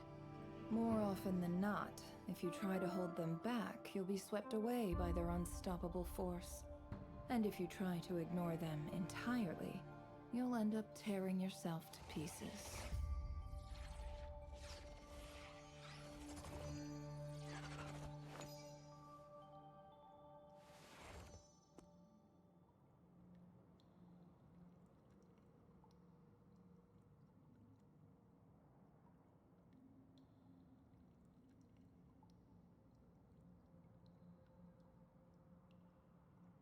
Don't trust your eyes uncritically. People only see what they want to, so don't be your own fool.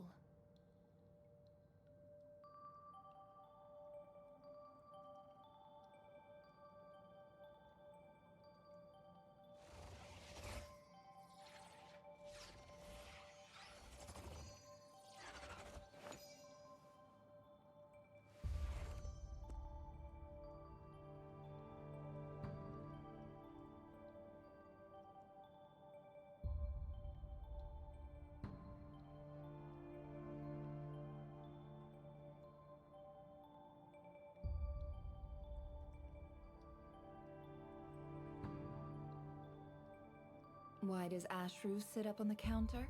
To welcome our clients, of course. A kitty's gotta earn his kibble somehow.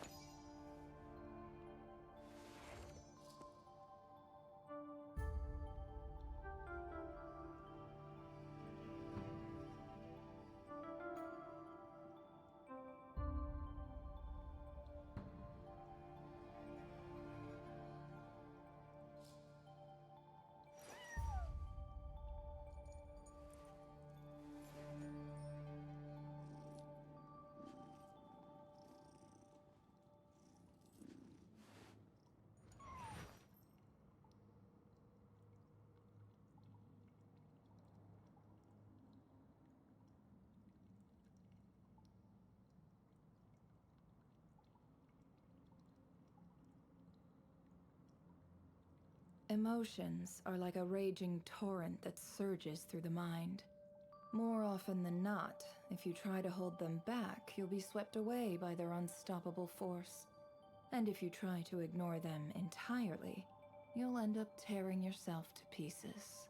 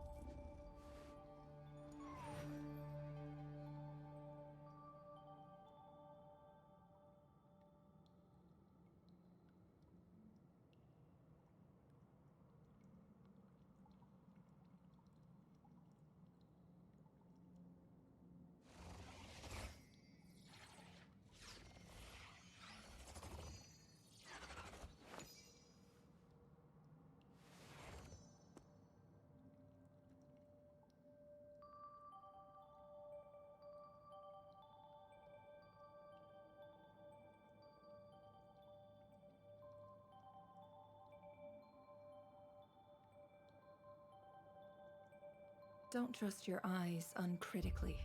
People only see what they want to, so don't be your own fool.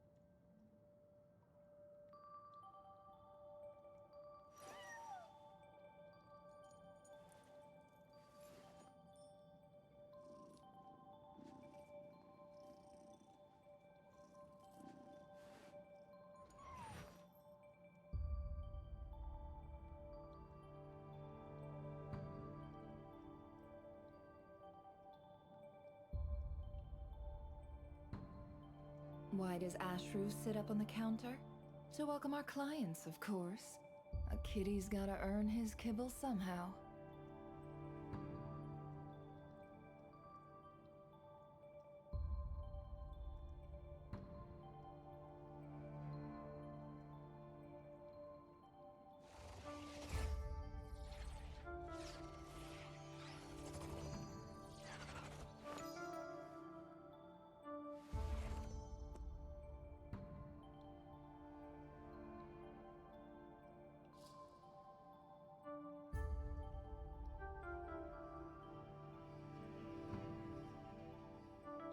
Emotions are like a raging torrent that surges through the mind. More often than not, if you try to hold them back, you'll be swept away by their unstoppable force. And if you try to ignore them entirely, you'll end up tearing yourself to pieces.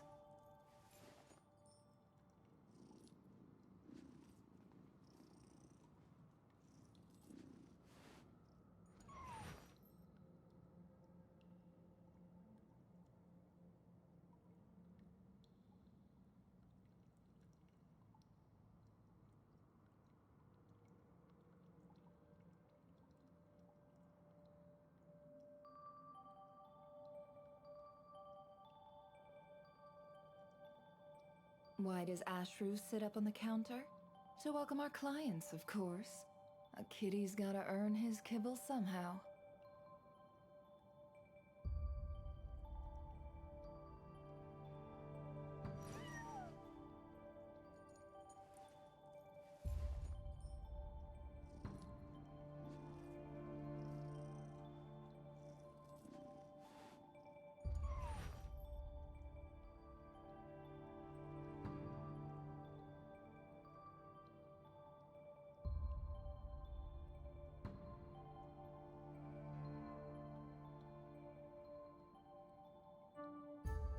Emotions are like a raging torrent that surges through the mind.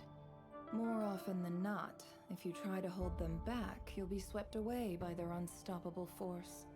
And if you try to ignore them entirely, you'll end up tearing yourself to pieces.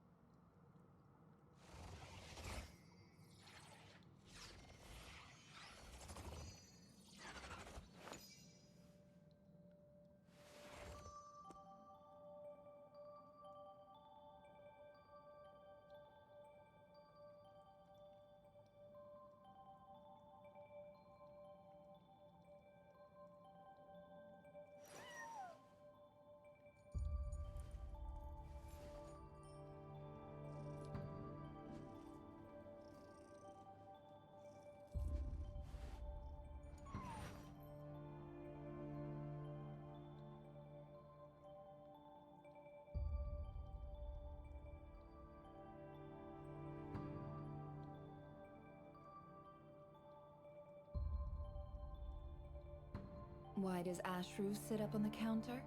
To welcome our clients, of course. A kitty's gotta earn his kibble somehow.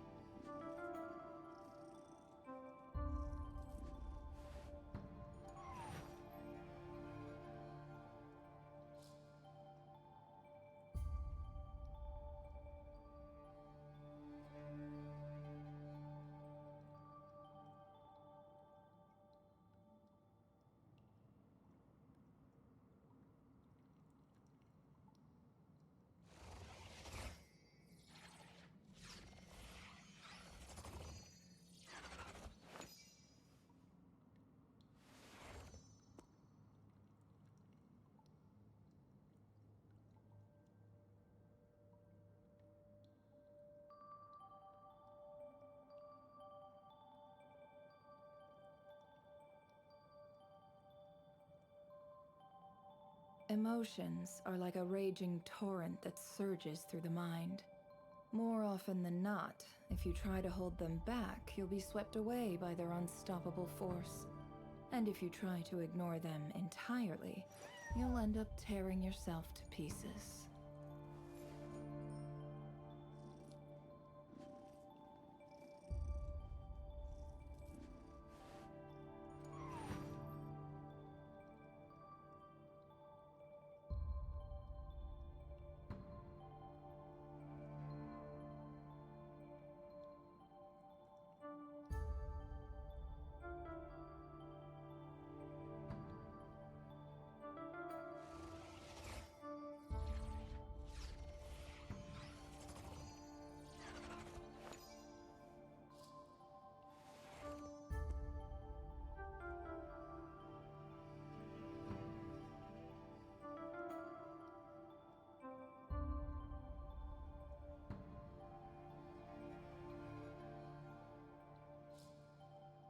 Why does Ashru sit up on the counter?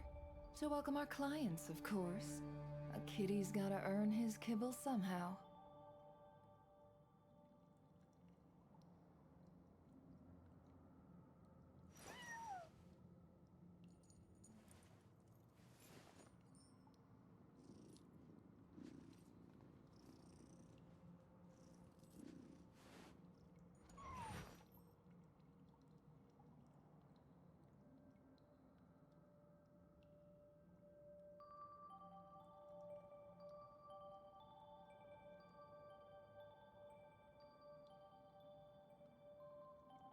Emotions are like a raging torrent that surges through the mind.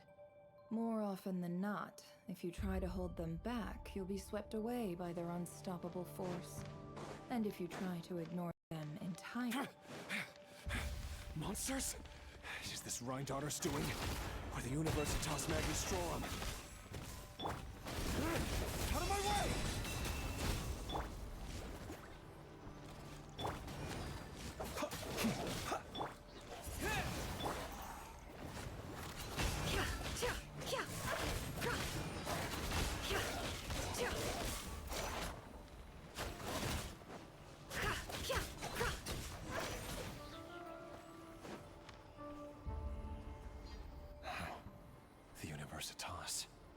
That reminds me of a rumor I once heard. Allegedly, the king installed secret mechanisms in the palace and around the city.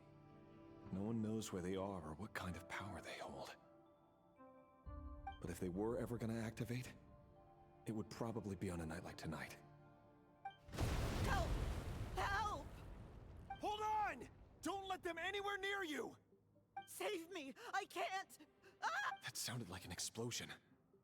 So, the rumor is true? The king really went through with it?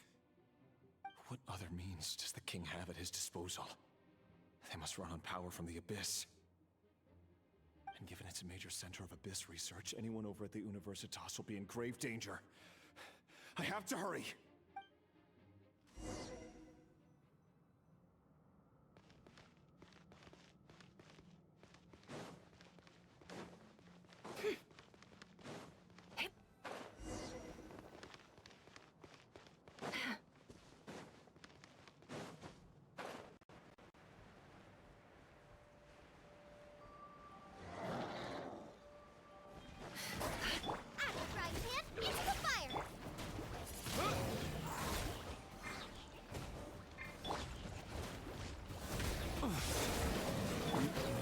It all adds up.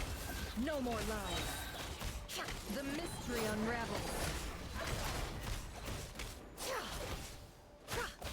It all adds up. The night cometh.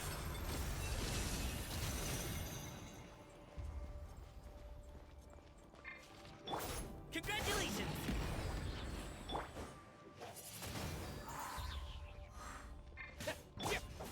Observe.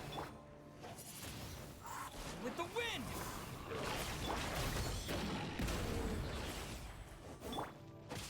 Windblade! No more lies. The riddle remains unsolved.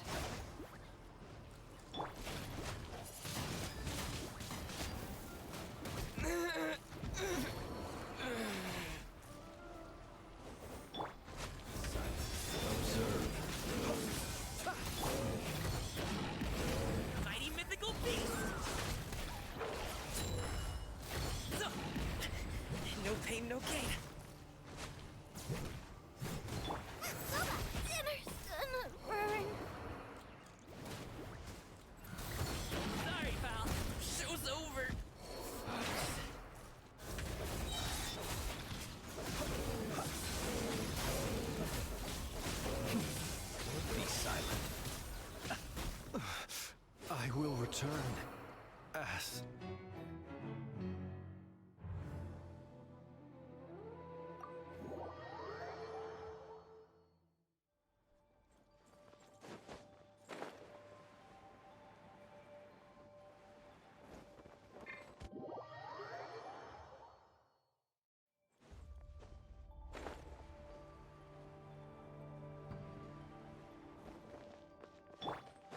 Race you!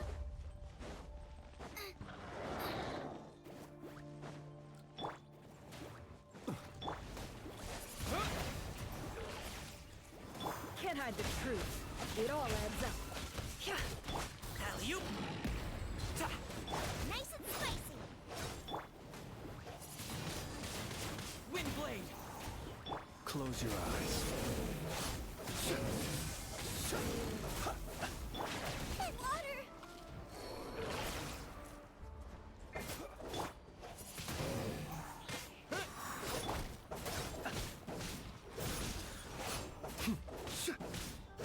Be silent.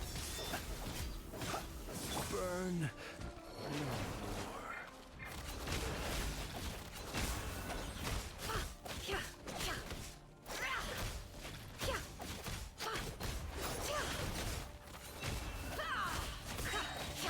Seek within.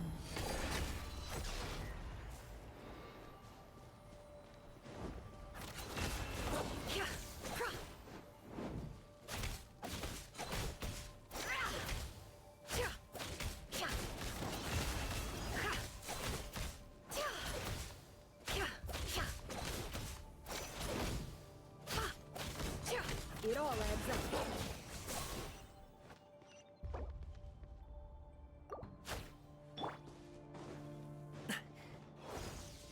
Congratulations!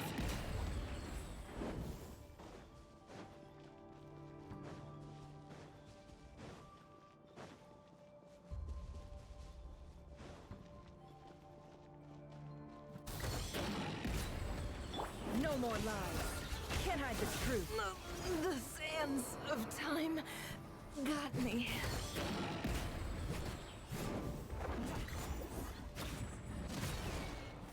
Alley-oop!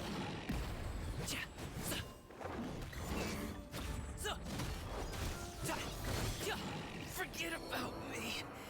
Just go.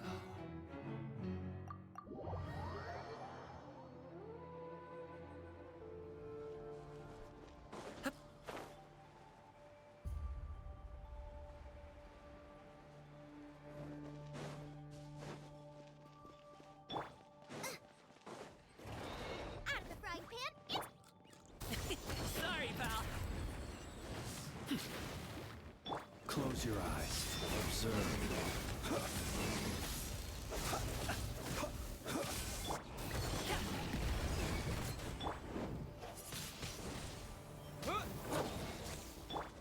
Boba, get them!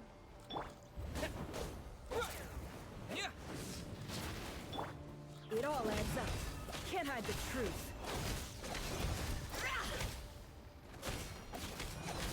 I saw this coming.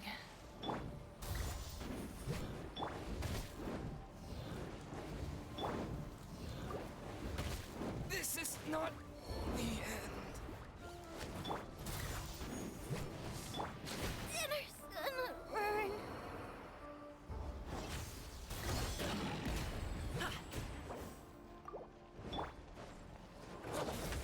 Close your eyes. I gotta run.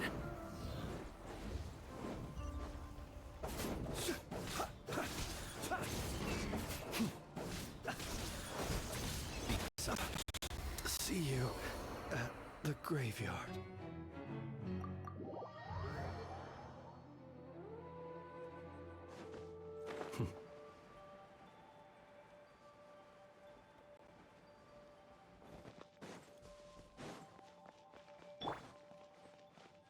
Nice and spicy. Congratulations! Observe. Be silent. It's a grave situation.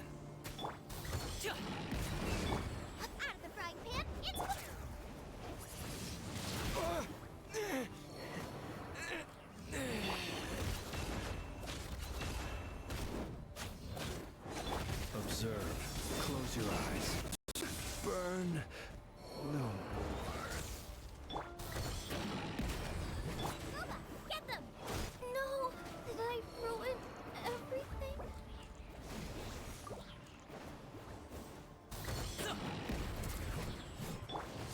No more. The riddle remains unsolved.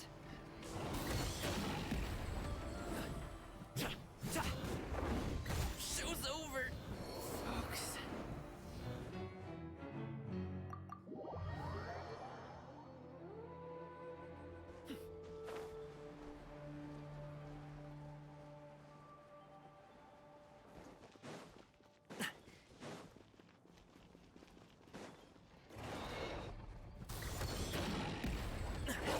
Nice and spicy! Be silent. Observe.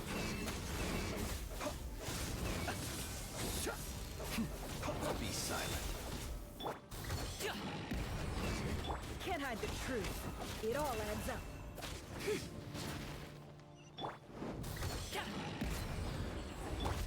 Observe. Booba, get them! Windblade!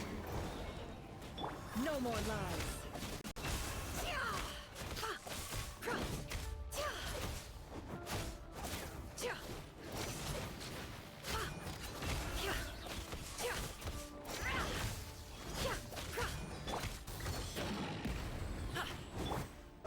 Close your eyes. Can't hide the truth.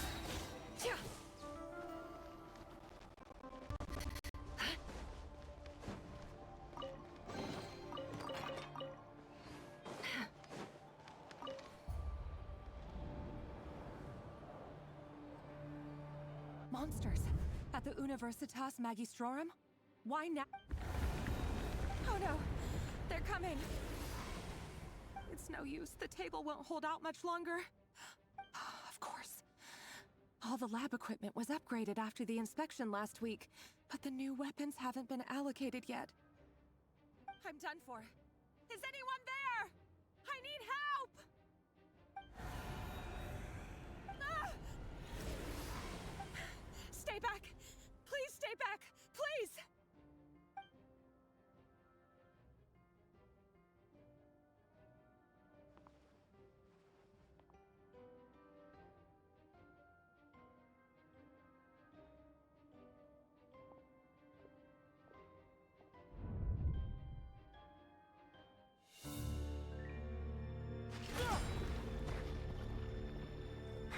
What's that? Rerir! So the rumors about your work are true. What? No! Listen, something happened at the palace tonight. We have to leave! You don't need to lie to me anymore. What do you mean? I know why you're worried, and I will respect the decision you've made. But it's okay, because I found a solution. I know how to end all this. You can have it back. The normal life you so desire. But until then, I'm afraid our wedding will have to wait. Cylinders? No, don't do it! Cylinders! Cylinders!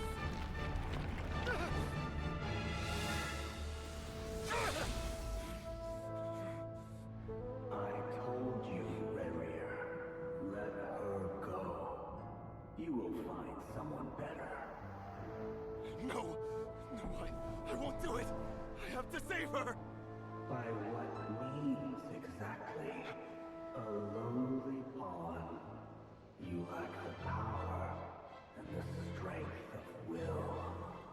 Do you know a way? Tell me! Come to the palace. Join us.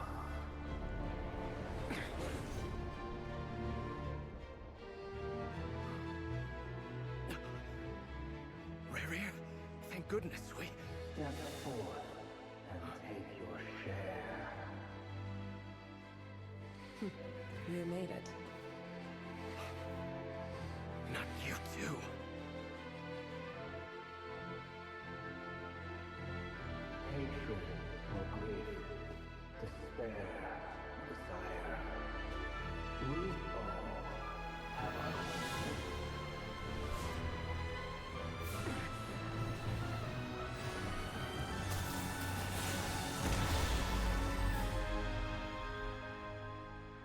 Rerir.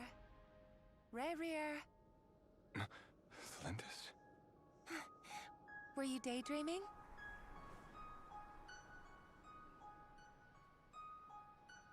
You still remember, Rerir? That question you asked me a couple of weeks ago? Oh. You mean the proposal? Yeah. I'm wondering, where do you think would be a good place to discuss it? Maybe in the garden? Or were you thinking a fancy restaurant? It's your choice.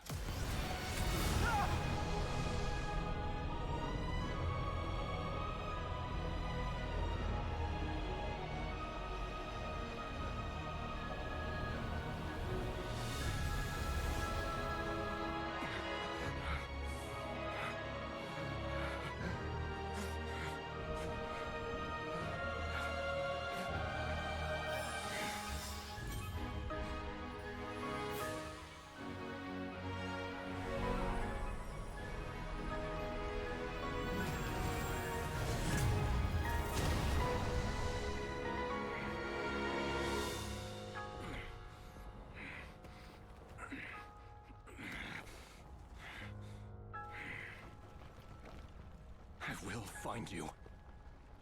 And then, you can give me your answer.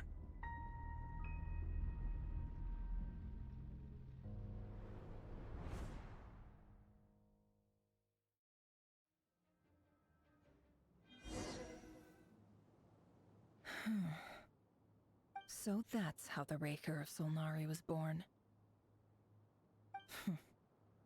A monster created by circumstance is no monster for all the same. Few other people's thoughts for too long can get uncomfortable. Right now, I'm feeling a strong sense of loathing. In a nutshell, the story of Khaenri'ah is what happens when the truth falls by the wayside. Everyone tells little white lies, and before long, you have a huge pack of lies that destroys everything. Phew. Time to get back.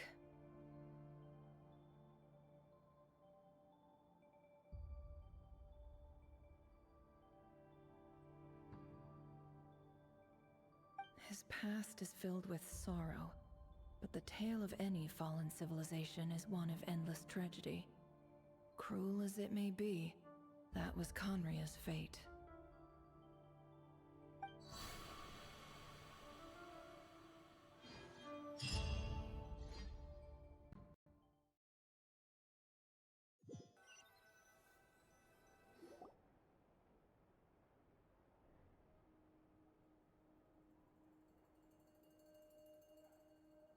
Everyone, I'm back. Can I get a standing ovation? Never! How are you holding up? Feeling okay? She's fine. Boss is a pro. Yes, I'm fine. You will have seen the events of Rerir's life through my thoughts. It's now clear that he is just a regular nobody, driven by personal tragedy, as he said himself. I mostly agree. There's only so much we can know about him from his memories alone, but they did give us a clear glimpse into his life in Khaenri'ah. However, I would not consider Rerir to be a nobody. He was deeply involved in the events of that era. Yet, when the catastrophe of a generation strikes, nobody is safe. Sounds to me like you're speaking in riddles again. Is this you urging me not to abandon the people of Nodcry in their hour of need? That's not what I meant. Although I do hope you choose to remain a part of the plan. Without you, the mission ahead will be all but impossible. Then try to remember that I respond better to the carrot than the stick. And I don't appreciate being bossed around. Now, as for you, Missy, you were excellent. You stuck to the rules of the ceremony and kept your mouth shut the entire time. Bravo. Cool. Can you fill me in on the deets now? Most of what I saw went right over my head. Patience. You'll hear the whole story, don't you worry. But let's meet up with the others first. It will save me narrating it twice. Yehoda? Yes, boss! Let me get that door for ya. That's more like it. For a moment there, I was worried you'd forgotten about the first clause of your employment contract. For my curiosity, but what does the first clause say? It says I gotta do the annoying stuff that boss is too lazy to do for herself. Like opening the door, pouring the tea, yada yada. Is that right? If something is in the contract, it's because she willingly agreed to it. Rest assured that the Curatorium abides by the very strictest of labor policies. You don't seriously think I'm cruel enough to treat her like my slave? In any case, I've hardly shied away from my share of the work today. Hope I don't catch Flintz and Varka lounging about in their chairs, enjoying a leisurely cup of tea. There's nothing I dislike more than other people enjoying themselves while I'm hard at work.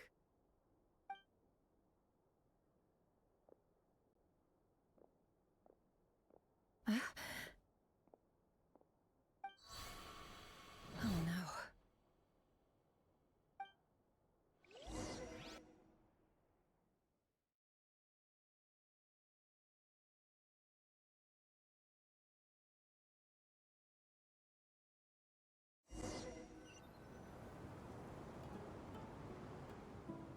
Sorry to disturb you, but we seem to have run into some trouble.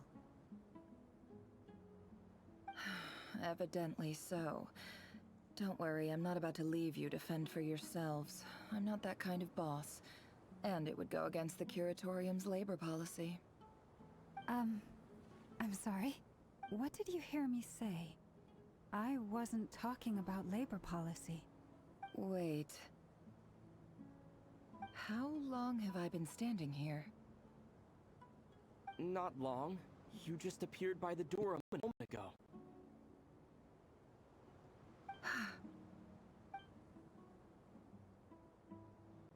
Boss, what's wrong? You look like you've seen a ghost. We've been tricked. We never left at all. Somehow I hallucinated that whole scene back inside the office.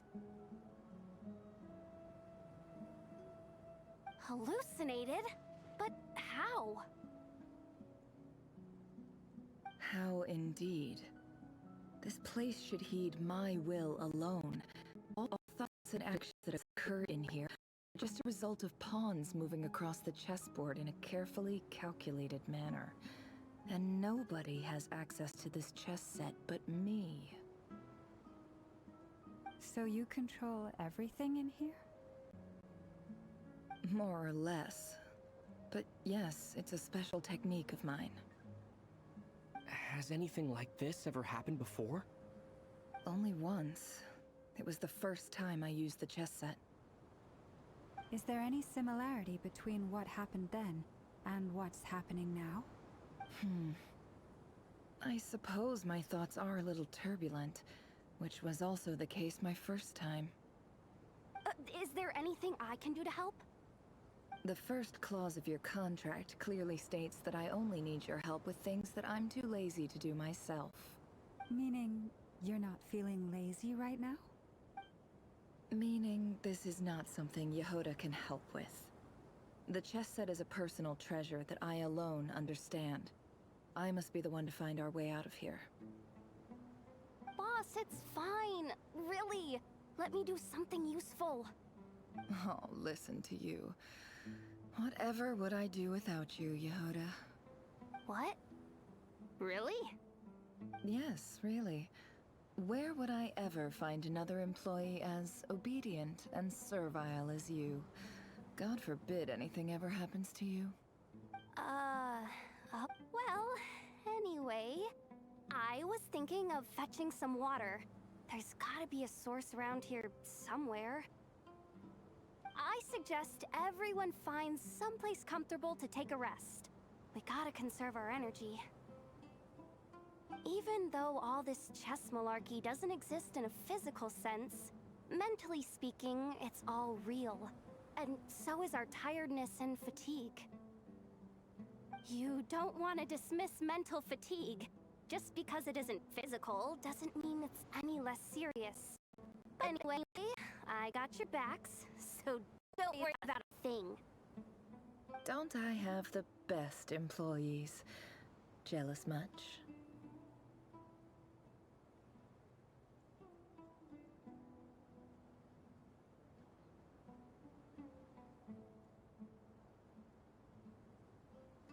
If we can find a suitable time, I'd love to borrow Yehoda for a day to help out at the Frost Moon Scions. Would you be amenable to that, Boss Nefer?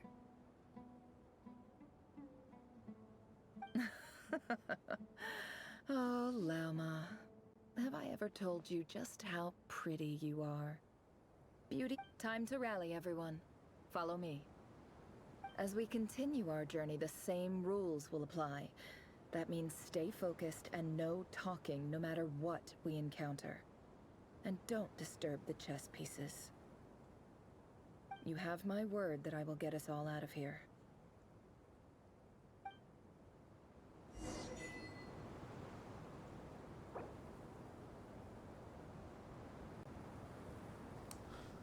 No, sigo sin poder salir de esta porquería. Estás en un modo especial de la trama. Si abandonas ahora tendrás que repetir el contenido para poder continuar. ¿Seguro que quieres abandonar? Viste, no puedo salirme. No sé hasta dónde me va a dejar. Si me salgo ahorita, no sé hasta dónde me va a dejar. Con que no me deje, con que no repita lo del ajedrez. Repito este pinche test, pues no hay pedo. Ah, me arriesgo. ¿O qué tanto me falta? ¿Qué tanto me falta? ¿Qué tanto me falta para que termine esta cosa? Si no para salirme o continuar. No sé qué tanto falte. Dice sigue explorando.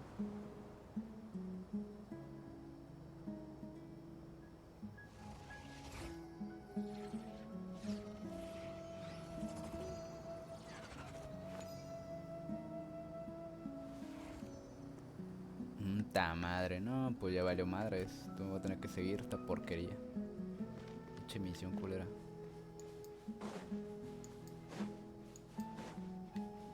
Pues ni modo, no, hoy no voy a gastar la resina.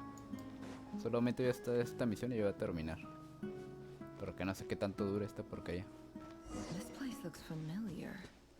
That's not a good sign. There's some... I wasn't expecting visitors at this hour. Wait, is that? Oh, it's him. There you are. Sinue's been looking for you all day. I think he has some news for you. Oh yeah? What were you doing just now, Uncle Retinue? Hiding away some more loose change? I know I saw some Mora. What do you mean loose change? Oh, come on, I'm too old for this. You saw nothing.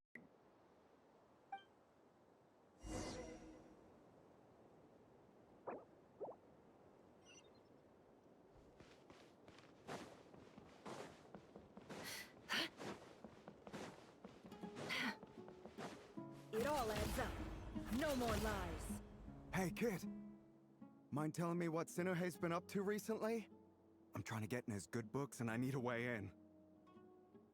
Get in his good books? Why? What do you want with my dad, Uncle Apepi? Written a new song I was hoping to showcase next festival, but I'll need his approval. A new song, huh? I'd love to stay and listen, but unfortunately, Uncle Retinue says my dad's looking for me. Well, there's plenty of time and I'm not going anywhere. See that pile of stones? I'll be sitting there warming up my vocal cords. Come find me when you're done. Pile of stones. Got it.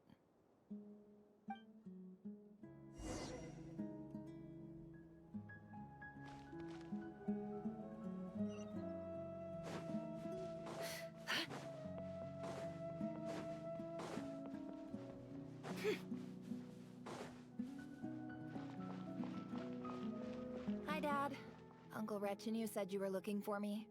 Ah, there's my little princess. If you'd gotten back just a little sooner, you could have shared the spoils of war with me. Spoils of war? Who were you fighting against, Dad? It was just a figure of speech. The aftermath of a sandstorm is no time to be waging war. I was talking about our war against thirst. I went out to fix our water supply problem, and now I'm back. Which means... We have a well again! That's right. I found a new one and brought back as much water as I could carry. If it wasn't for these blasted sandstorms, our wells wouldn't be caving in, and you wouldn't be spending all your time out searching for new water sources. As the chief of our tribe, I'm supposed to be leading us out of hardship and poverty, onto better things. You know how prosperous our ancestors were. I've told you all the stories, and look at us now. Squeezed into these hovels. No one would choose this. But things are looking up. I started working with some folks from the academia a few months back. They gave me some contacts in return for my assistance in the desert. So you're the academia's helper now? Special ambassador, they call it. Think of it as a partnership. It's nothing bad, okay? We've been isolated here in the desert for too long. Seeking opportunities elsewhere is the best thing for us, and the fastest way to progress. So, do you get anything good out of being a special ambassador? Of course. My luck's improving all the time. One day, I swear I'm gonna lead us out of this place. We'll find somewhere new. Somewhere better.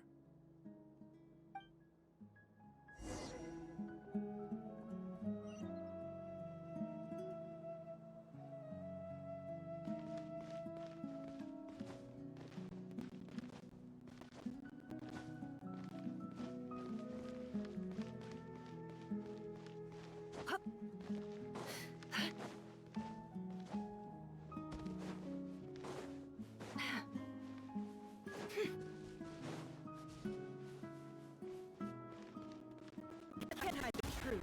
It all adds up.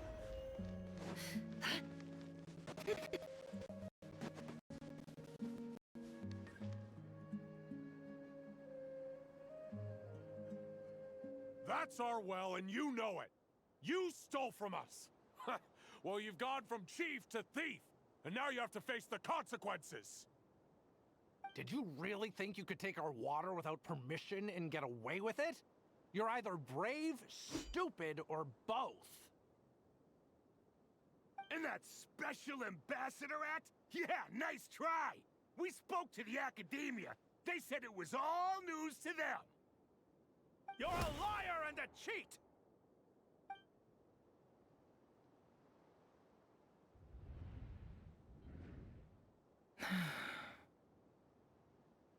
I heard Yehuda gasp, but I don't blame her. Most people are terrified by the sight of blood. Corpses strewn across the ground. The wounds are clearly from scimitars and daggers. The desert dwellers' weapons of choice. There's a handwritten note on the ground.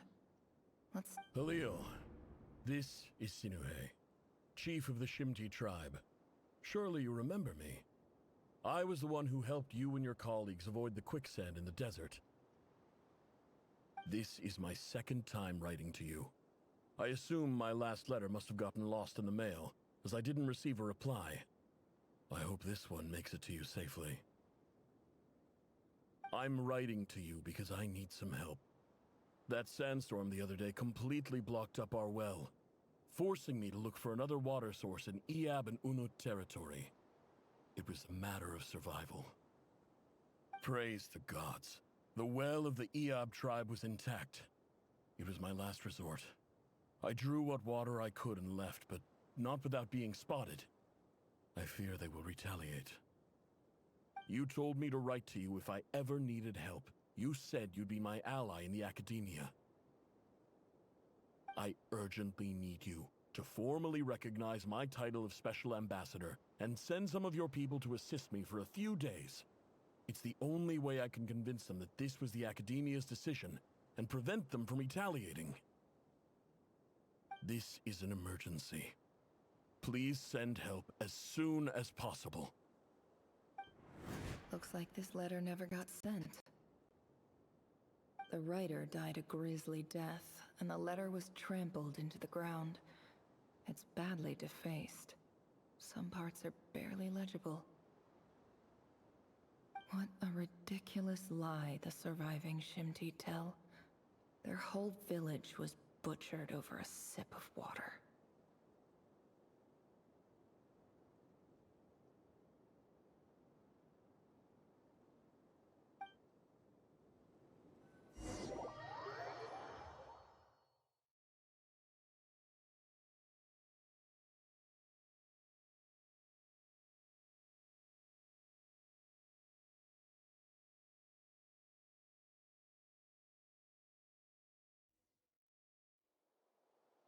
Ah, officer.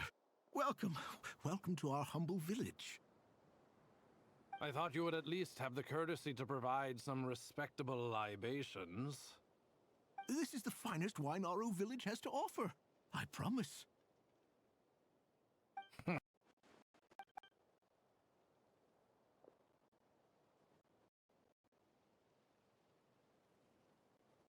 The Academia has agreed to reserve a single space for a candidate from your village.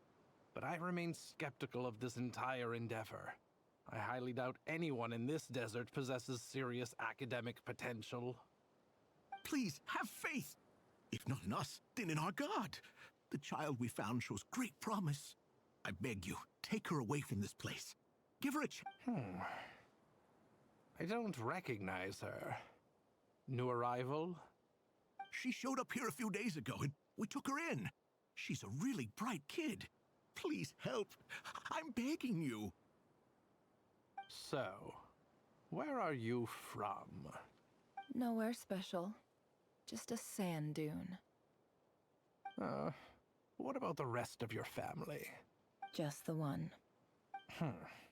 It's only you? Correct. So, no brothers, no sisters, no mother or father? Any who have slept on a bed of sand, I call my brothers and my sisters. Apart from that, I have no family. All right. Get over here. Sign your name on the form.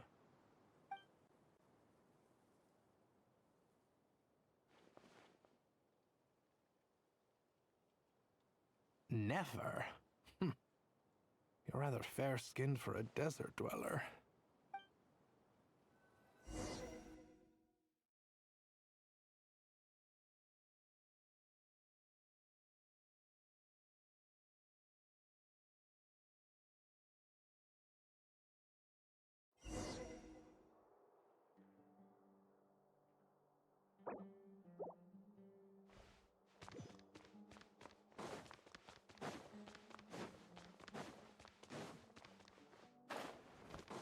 No more lies. It all adds up.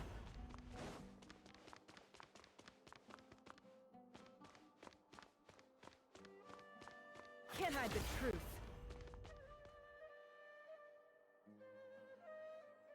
Nefer, this term's assignments have been issued already. Please read through the materials thoroughly, conduct your own additional research, and then write an essay on the topic. Yes, Professor, I'm aware. I just had a couple more questions I wanted to get your perspective on. Oh? Please, ask away.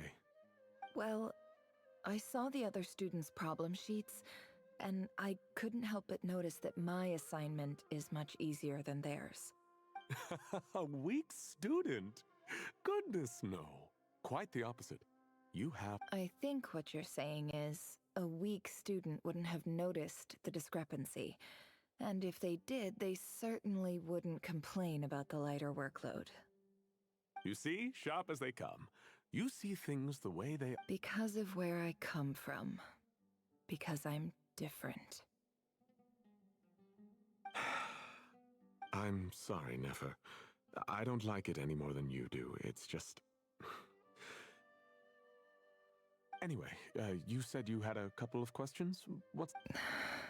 I wanted to check. If someone sent me a letter to the academia, where do I go to collect it?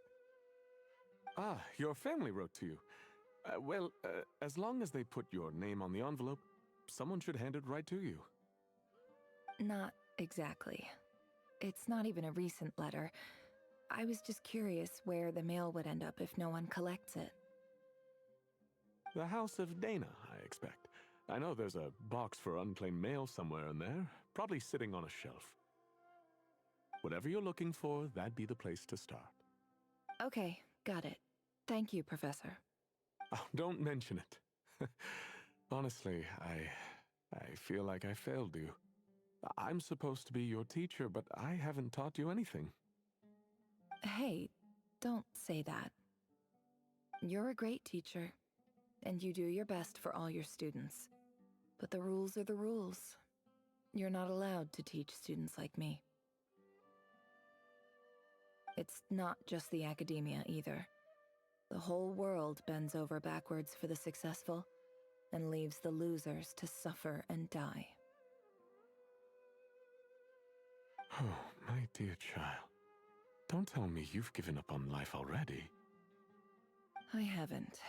I just think that if you want to make it in this world, you have to find a way to become successful.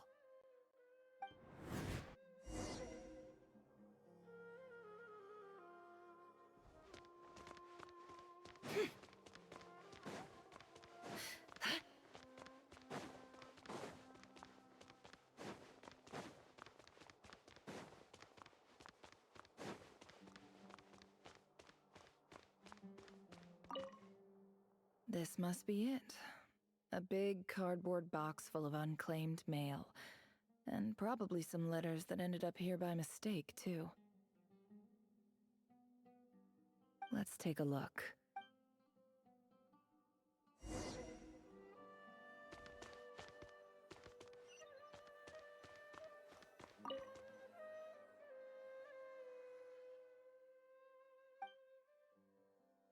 A dilapidation survey from Port Ormos. Looks like it's from a Core of 30 representative. What a strange thought. A bunch of mercs losing sleep over rundown buildings. This one was never even opened. I guess the recipient didn't care what the Core of 30 had to say about anything. Who was it addressed to? I don't recognize the name. But it must have been a Khaenri'ah professor.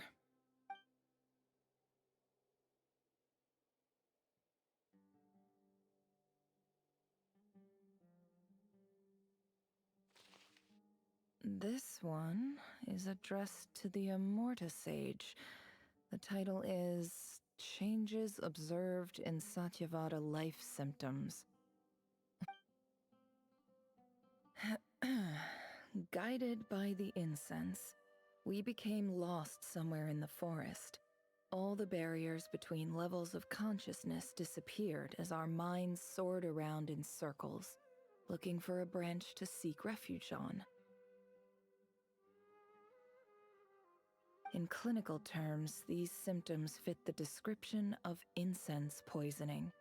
The Immorta Darshan strictly prohibits the use of hallucinogenic substances, but I believe there are still people getting away with it. For example, my neighbor who always breaks out into song and dance after using incense.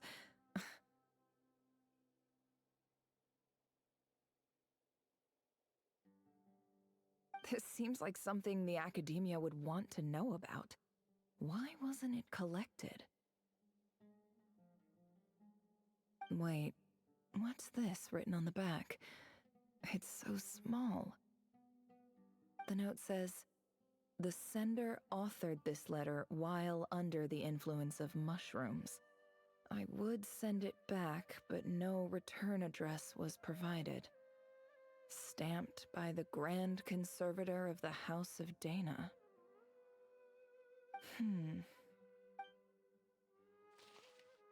This next one is addressed to Grand Sage Azar.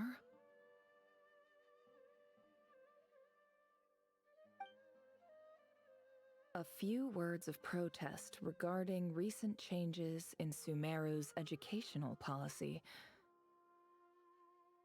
In recent years, the academia has taken on a small number of students from the desert region, as per the policy to this effect. However, it appears to me that these students have not, in fact, been provided with educational opportunities that are, in any meaningful sense, equal to those enjoyed by their peers. As well as receiving dumbed-down assignments and perfunctory tutoring, they do not even have full access to the Akasha system.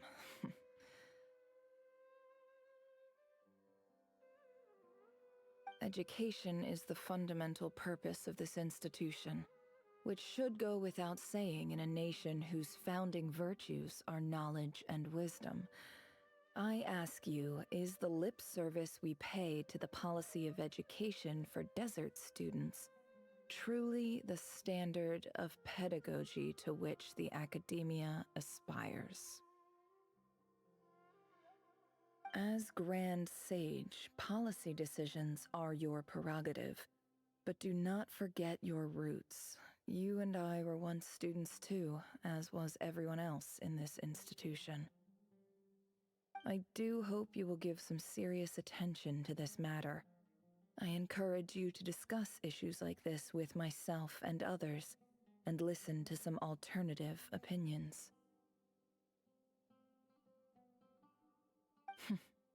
Great letter. Shame it didn't get to where it needed to go. And the sender is... Huh? Sage Cyrus of Spontamod. I didn't realize anyone else even knew how bad students like me have it in this place. So this is where letters from the Sage of Spontamod end up? Nice one, Grand Sage. Really enlightened leadership. Whatever. This isn't what I came here for. I'm not exactly holding out hope that a letter sent from the desert would even make it here. But if it did, where else would it end up if not in this box? I can't believe how much discarded mail there is. Must have been years since someone last went through it all. And this is just one box. The whole House of Dana is boxes on shelves. I don't believe for 1 second that any human being has sat down and read through all the documents in this place. Wait, could this be it?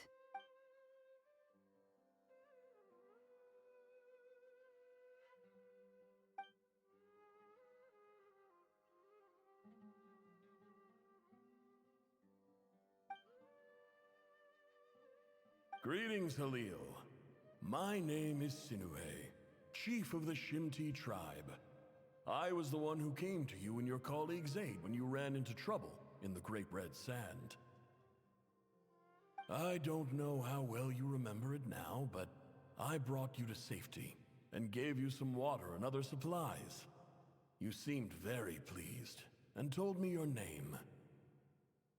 In my tribe, learning a person's true name is serious business, and I therefore see you all as friends.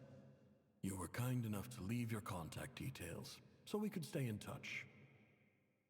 The Shimti tribe lives a harsh, nomadic existence in the desert.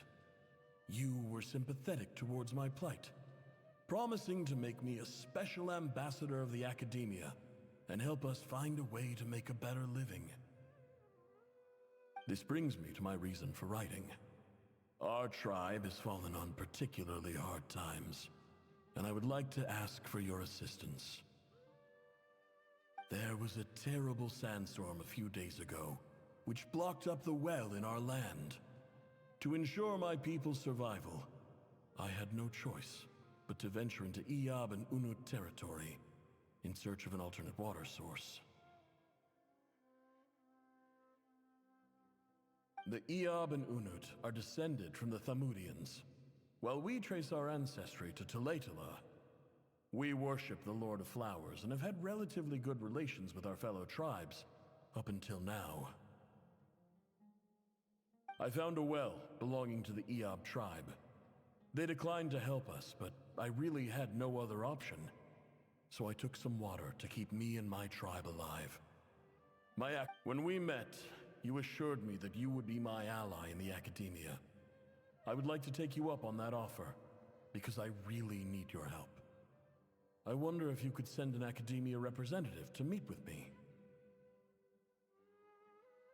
That aside, the last time you were here, you mentioned that the academia had started accepting students from the desert, and I told you a little about my daughter, Nefer. We have next to no resources here in the desert, and my power and influence are limited. Would you consider enrolling my daughter at the academia? She is a smart girl. I know she won't disappoint you. From the outset, the academia never took you seriously. Those things they promised were just empty words. I doubt they even remember the name Sinuhe. And you were so emphatic that your luck had finally changed for the better. You swore you'd lead us to a better place one day. You spoke with such conviction, like you were the most powerful chief in the whole desert. You liar. You lied about everything. You promised the world and delivered on none of it. And who fell for it? Just me, by the looks of it. Despite your best efforts. Which makes you a pathetic liar. You weren't even any good at it. I think I'll take over from here. Let me show you how it's done.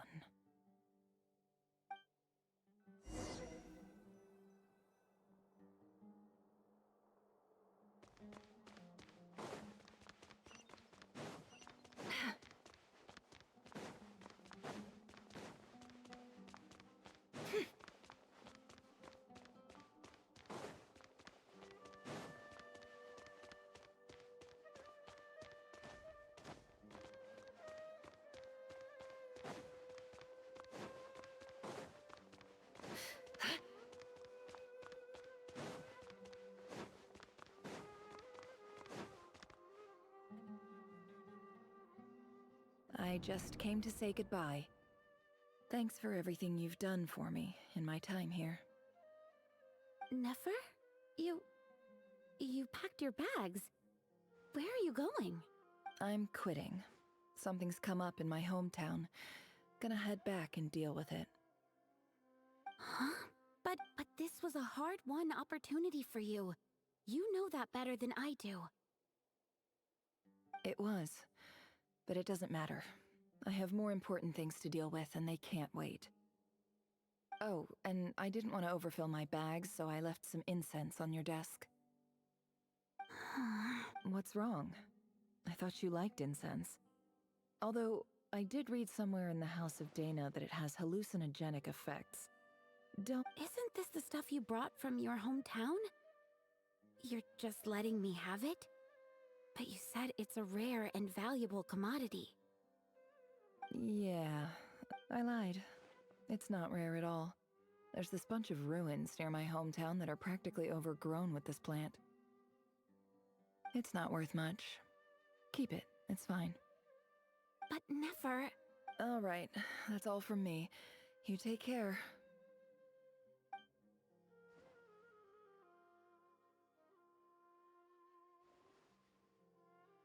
Don't forget me, okay? I mean, we're more than just classmates, right? We're friends. Yeah, I'll remember you. I lied again. That incense is worth a fortune, and it's a rare find even in those ruins. And as for remembering her, I have far too much to do when I get back. No time to reminisce. I'll be lucky if I even make it through this alive. But either way, I expect I'll forget you pretty quickly.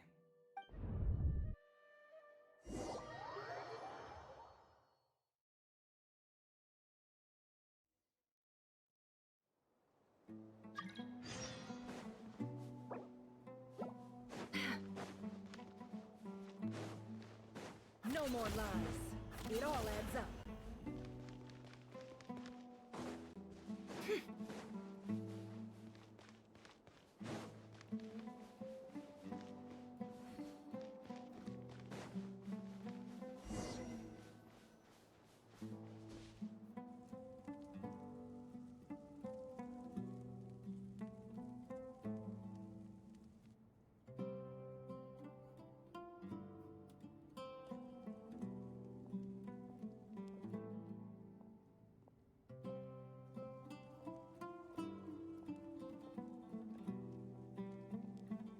It's a pleasure to meet you, Mr. Arif.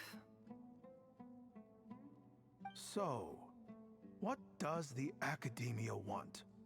Since they've sent their special ambassador, I assume there's a big business deal to be made. Please, sir, lower your blade. You're lucky I'm the one they sent. Not all special ambassadors share my admiration for the Iab people. The ever-shifting balance of power in the desert reduced the once great civilizations of this region to rubble and sand. But the story of the Iab has a very different trajectory. Others grew weak, but you grew strong, beginning in obscurity and moving to prosperity. You're the... So, you do know who you're dealing with? This well is the perfect symbol of your strength, is it not? It used to belong to the Unut, but it looks like you have control over it now. You're not wrong.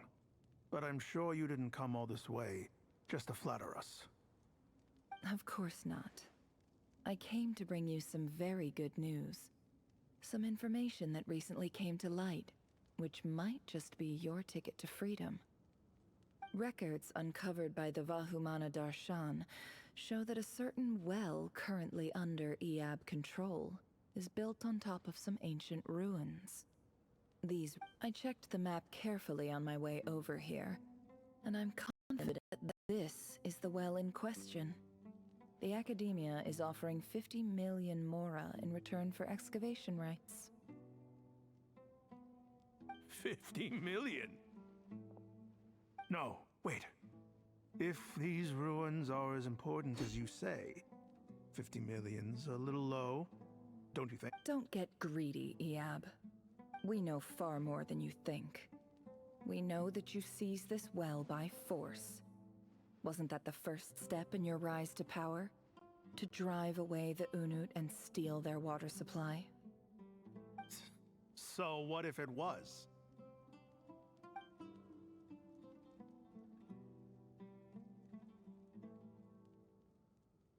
Don't worry. As unscrupulous as it was, it's something we're willing to overlook. The Academia is only interested in dealing with the de facto power holders in the region. I hope I am making myself clear. And I hope your words are the truth.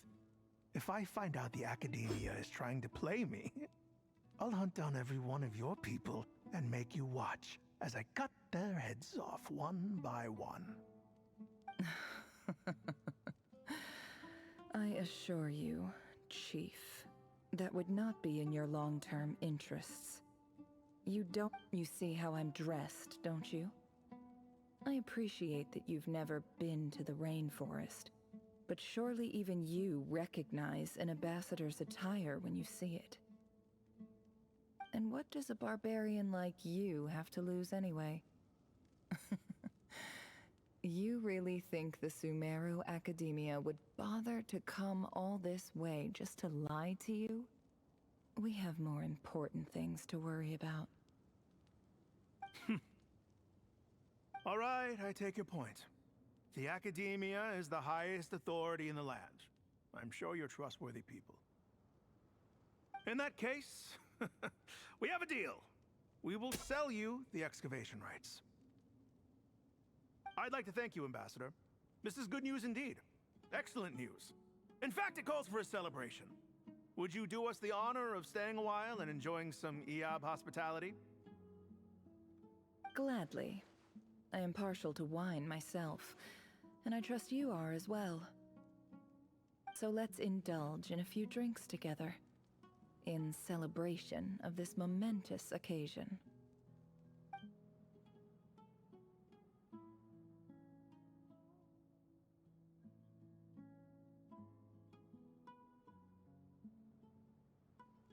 Chief! Chief, it's an emergency! It's the Unut. They've taken the well. What? Well, don't just stand there. Take it back. Yes, Chief. I have every confidence in the Iab's military superiority, and yet... Well, what is it? The Unut's response was alarmingly fast. The day after we reach a deal, they seize the well. This can't be a coincidence. Perhaps there is a traitor in your midst. I don't think so.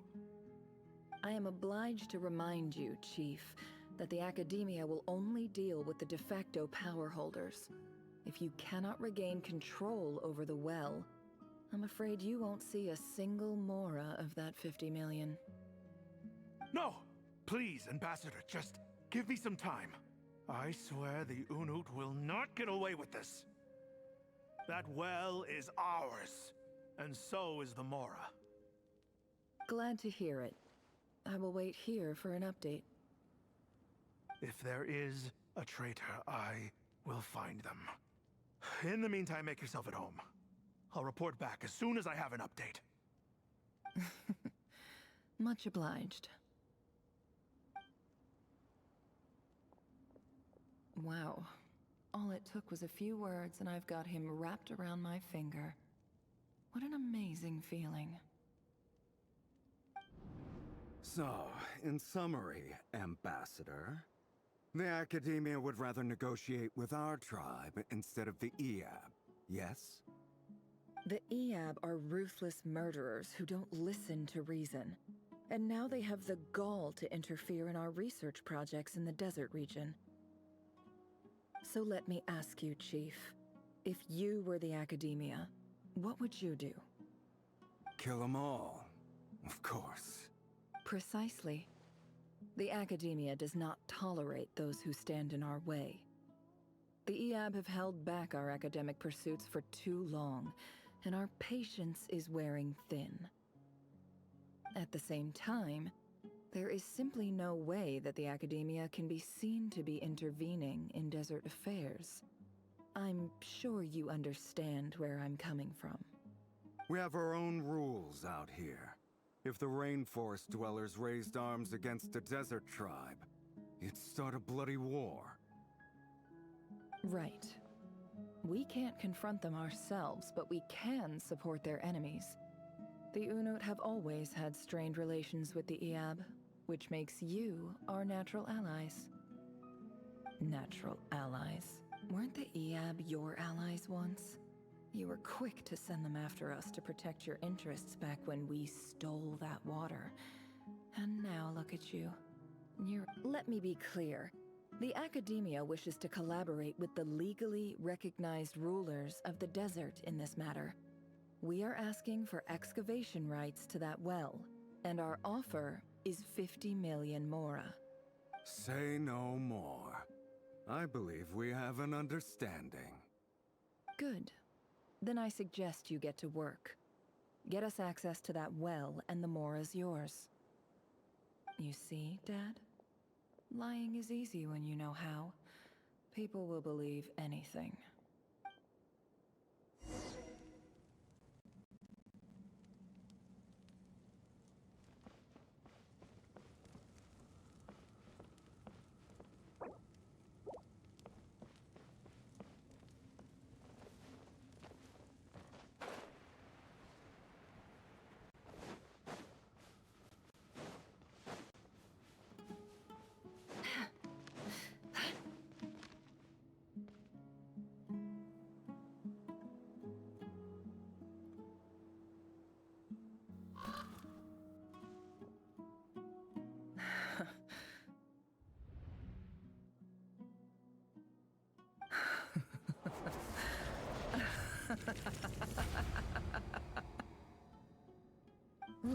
yourselves.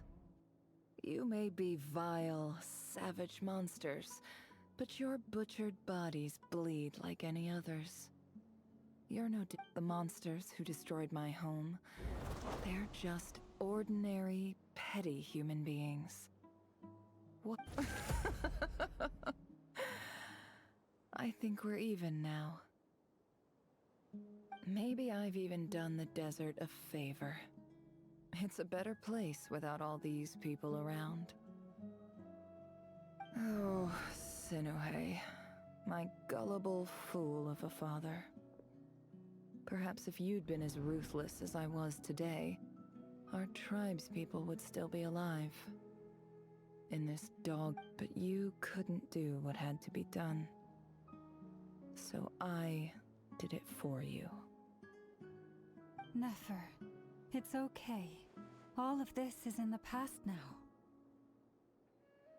I believe I remember you Yeah, but even so... Yehoda, is there anything you can do to ease the tension? Alright, time for a sharp turn onto a completely different topic. So, anyway, that's enough of that. When are we getting out of this place? Feels like we've been walking forever. I'm getting pretty tired. Oh, Lauma, you tired? Yes.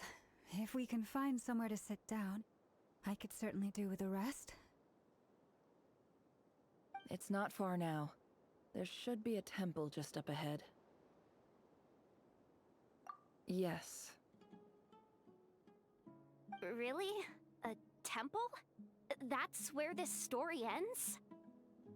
I guess that's how things go in the desert. Desert dwellers can never escape their destiny. Or so everyone says.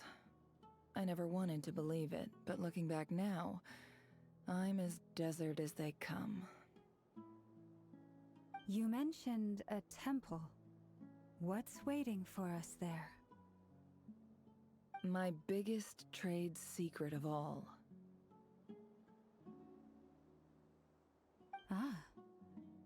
Then I'm guessing it's where you got your power from. The power... I didn't know you were clued up on any other religions. I'm no expert in the history of Sumeru, but since you come from the desert, I would imagine it has something to do with King Deshret. Sounds impressive. Ah, I know who you mean. General Mahamatra Sino.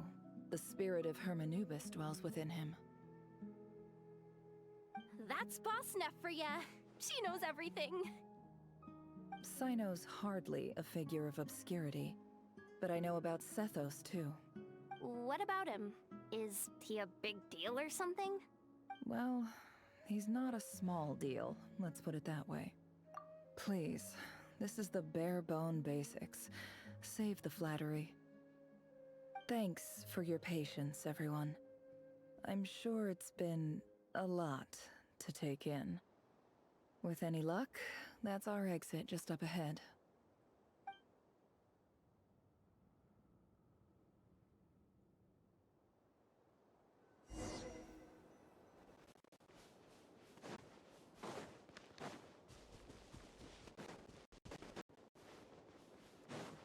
No more lies. Can't hide the truth.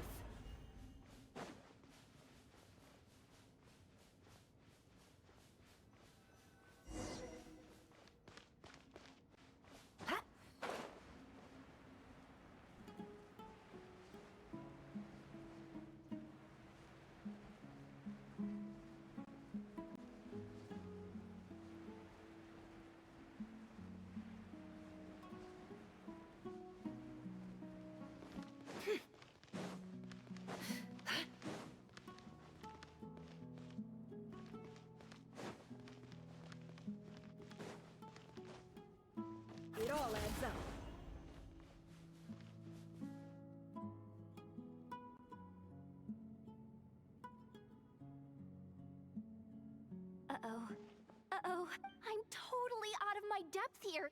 I don't have anything to add about any of this stuff. Like, look at that statue, for instance. I want to do the whole name-dropping, this girl knows her stuff thing too, but I've never seen anything like it before. A statue with the head of a bird. That's Thoth, the Ibis King, one of the 7 pillars of King Deshret. The legends say that he, the Crocodile King, and the Goat King were the 3 retainers of King Deshret. Let's take a look.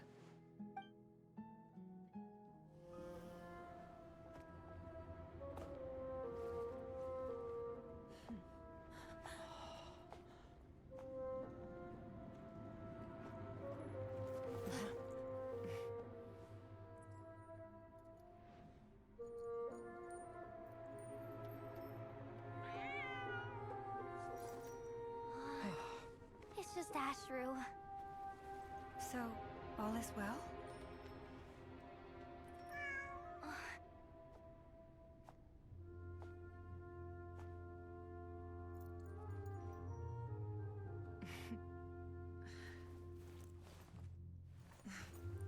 Typically speaking, at this point, the world disintegrates. Then we find ourselves back in the outside world. Besides, these are my memories. There's nothing to fear. You're sure? Of course. It's almost over.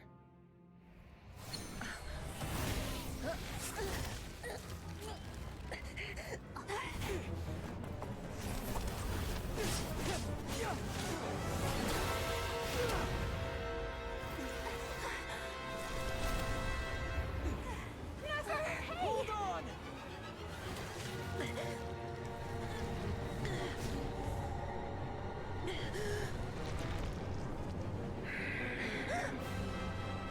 Knowing too much is always a death sentence. Speak for yourself.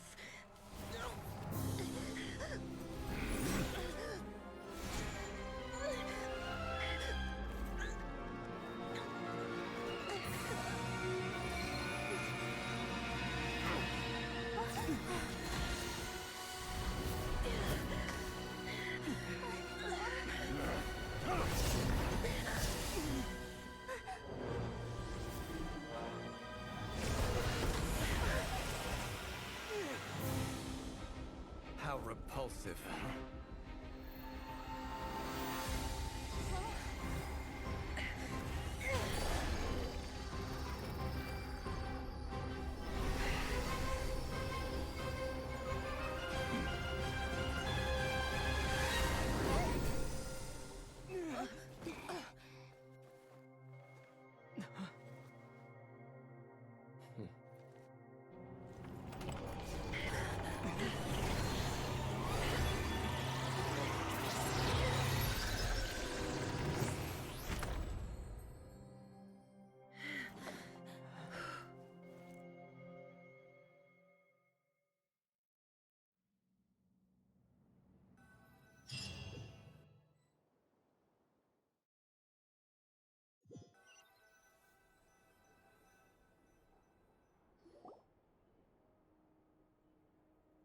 Timed that pretty well, didn't I? It's okay. I'm just glad no one was hurt. Paimon noticed you doing something too, Dainsleif. Were you helping get them out? Of course. When I asked Nefer to conduct this investigation, I was not naive to the dangers involved. I had a duty to ensure your safety. Good to know your sense of justice is still intact after all these years. I take that to mean that you saw the truth. That comes as a great relief. I certainly did. And thanks to your help, I also managed to trap Rerir inside the chess set. Whoa, really? How'd you manage that? Well, to be honest, I sensed that something was wrong long before we made it to the temple. By using this fragment to probe into Rerir's past, well, the monster formerly known as Rerir, it seems I alerted him. I was tracking him, then he caught on and started tracking me too. Can't say I'm surprised. But how did he track you through your thoughts alone? That shouldn't be possible. Rerir was a secret agent who reported directly to the Vinster King. He is an expert at finding a trail and hunting down his pursuers. No wonder. He infiltrated the chess set, read my thoughts, and built a new virtual chess set inside of it. That's why we weren't able to leave at first.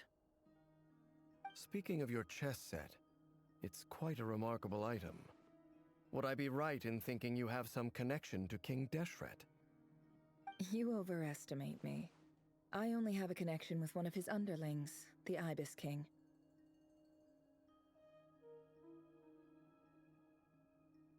You all saw how this came to be.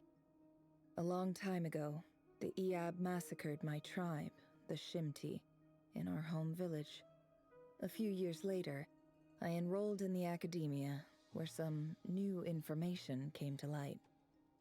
The Unut and the Iab fought a bitter battle over the rights to a well, all for the sake of a non-existent 50 million mora.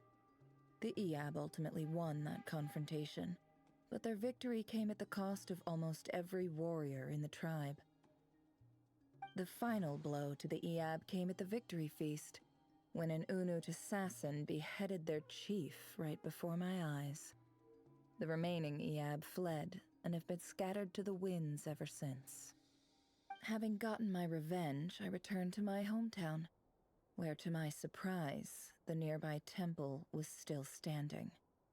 There it was, seemingly immune to the relentless hostility of the desert, while my tribal home lay in ruins. As I stood there gazing at the temple, I noticed a cat just outside. This cat, as it turned out, was home to the spirit of the Ibis King. He led me to a gate deep inside the temple, and there he made a deal with me. This chess set is my gift from the Ibis King. The chessboard within is made to the same specifications as the one in the mausoleum of King Deshret, and represents his power of piercing analysis. With this chessboard in its container, I gained a certain ability to perceive hidden secrets. Now, you could conclude that the Ibis King simply wanted to give the people of this world the power to seek the truth, but I don't believe that's the full story. Every god plays favorites. Their hearts are as fickle as any human's, full of secrets, perversions, egotistical tendencies. But precious few gods are willing to admit this. It is the same with all powerful forces, including fate itself. Their gaze falls preferentially upon a select few. As you rightly point out, this is an act of favoritism. If you're alluding to the Abyss, then yes, I agree. Gather the others. It's time to share everything I've learned.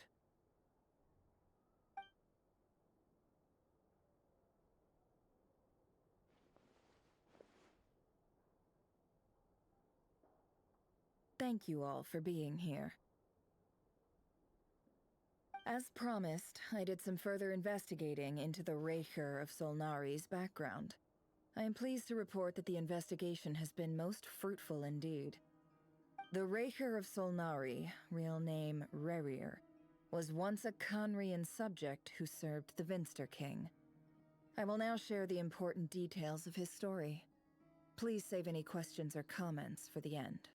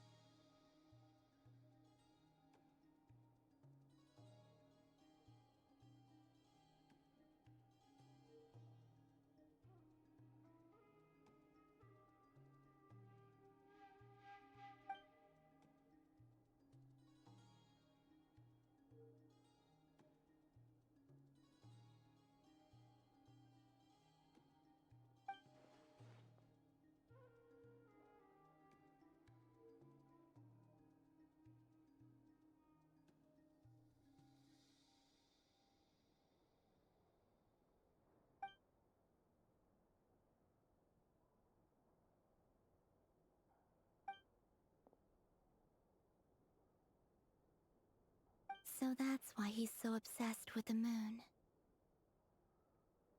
A tragic tale, to be sure. But it does not excuse his many transgressions. No matter how much Rerir suffered in the past, the fact remains that he is what we know today as the Wild Hunt, wreaking havoc upon innocent lives in Notcry. He becomes more dangerous with each passing day. If left unchecked, it is simply a matter of time before all of Teyvat suffers the consequences. This is a threat that the Knights of Favonius cannot ignore. A question for Miss Columbina. Forgive me if this is presumptuous, but have you ever seen the spatial gateway that appeared in Rerir's memory? Never. But I have heard stories of something called the Moon Gate, and this seems to fit the description. Miss Lauma, any thoughts on this? In the lore of the Frost Moon Scions, the moon is believed to hold many secrets. Some sources speak of ancient knowledge, others of a gateway to the unknown. The term Moon Gate is one I have heard before, but as is the case with all of our legends, there are no records of any first-hand witnesses. We cannot know whether it truly exists. Then back to Miss Columbina. As a moon goddess yourself, do you have some idea of where the Moon Gate leads to? Not at this stage, sorry. I do hold the power of the Frost Moon, and my strength is recovering well. I can sense that the gate would open at my command, but... But there's more to the power of the Frost Moon than that? Yes. A moon goddess has the right to open the Moon Gate, since it is a path to the moon. But as Nefer mentioned, holding open a spatial gateway takes a huge amount of power. And right now, I need to conserve my energy to fight the Rerir of Solnari. I'm afraid this is one mystery we may have to leave unsolved for now. I agree. Better to save your strength. But if you'll humor me for a moment, I have a bold conjecture of my own regarding the world beyond the gateway. I highly suspect that neither Tholindis nor Rerir made it through unscathed. The evidence pointing to this is the fact that the Rerir of Solnari exists in the form of countless fragments.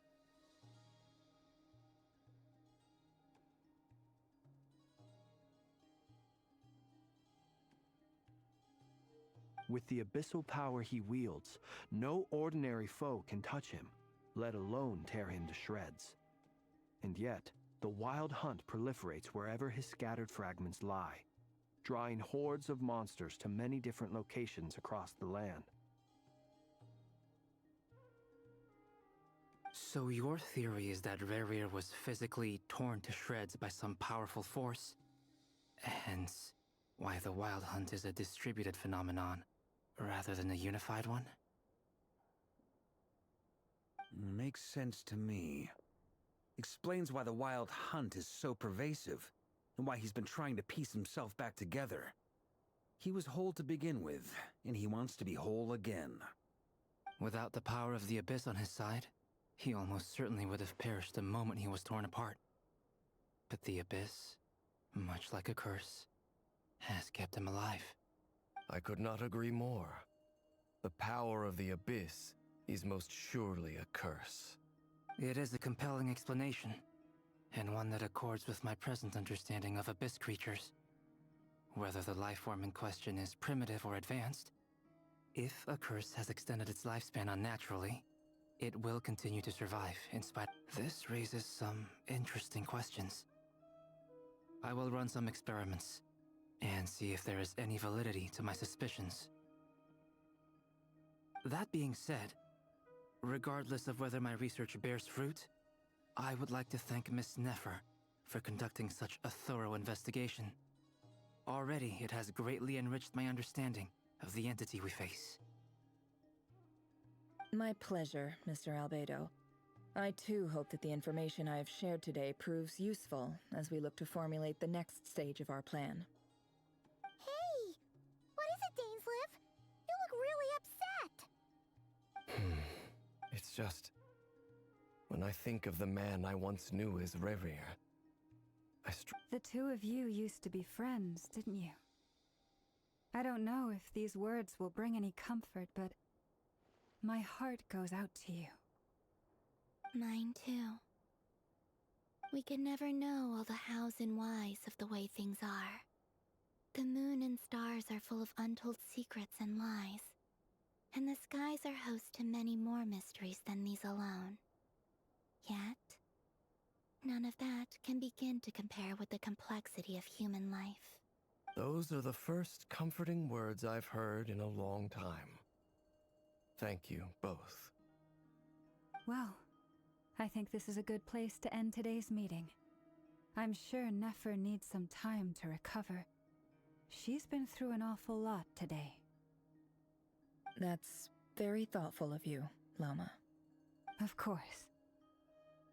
Sounds good to me.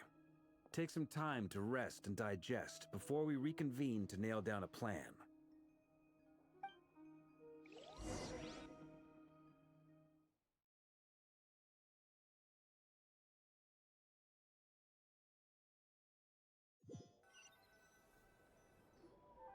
Hey, is this a bad time? Hope I didn't kill the conversation. No need. Come on, let's talk outside.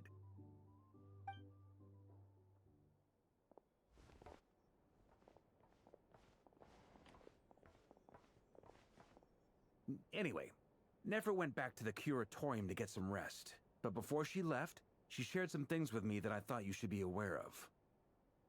Firstly, although she managed to trap the Rerir of Solnari inside her chest set, there's no guarantee that the power of the Ibis King is any match for one of the 5 sinners.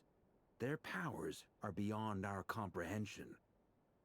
It's only a matter of time before he finds a way to break out. We have to come up with a plan and take care of him before that happens. Honestly, Paimon figured that might be the case. So, how long have we got? Well, I asked her that same question.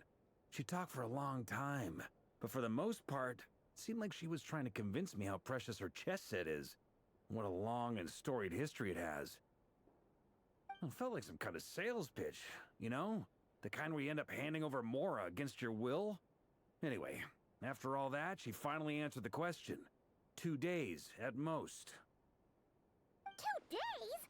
Holy moly! Can we even recruit enough help in that time?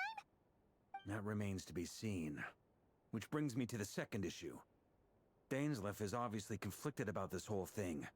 But given how little time we have, there's no way we can pull this off without his help. You have some history with him, right? Do you think maybe you could talk to him for us? Great. I appreciate it. All right, on to item 3. So, Albedo, Durin, and I put our heads together and came up with a plan. Can't promise it's gonna work yet, but at least it's a start. We figured we'd bounce the idea off you first.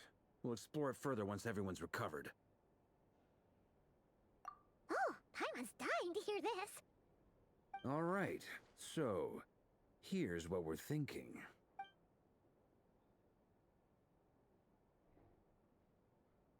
We felt a little uneasy about roping you into this. I mean, firstly, you're not locals, and secondly, none of us are your boss. You're well within your rights to refuse if you so choose. Roping us in? Why would you even say that? We know the stakes here. It's all of us against the Rerir of Solnari, or none of us stand a chance. I choose my words very intentionally, I'll have you know. I like to think there's an art to striking a down-to-earth tone even when the stakes are through the roof. Sir Varka, I have a few thoughts about this plan. I'm all ears. I think we can be more flexible with how the roles are allocated. In my view, the most sensible lineup would be like this.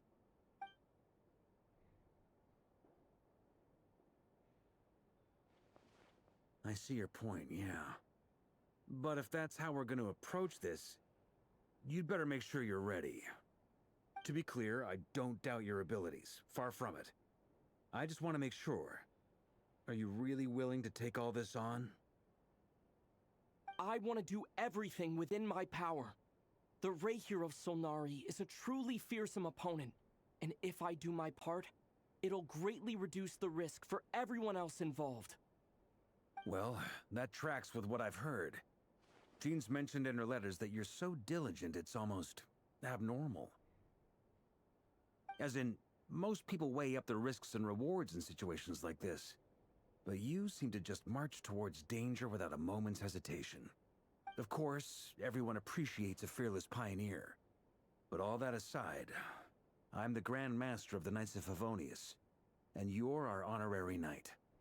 I want to make sure your courage doesn't come at the expense of your safety. Thank you, Sir Varka. I should be the one thanking you. It means a lot to have you on board. I'll give some serious thought to your suggestions.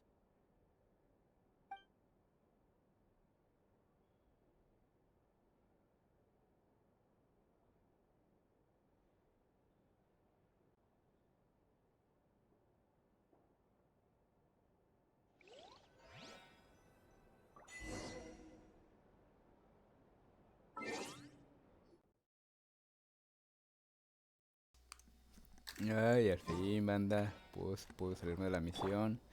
Y hasta aquí le vamos a dejar, bandita. La madre mía, me metí un live de 4 horas casi. No lo puedo creer. Ahí está la repetición, banda. Ya veremos si mañana le doy fin a esto. No sé qué tanto le falte.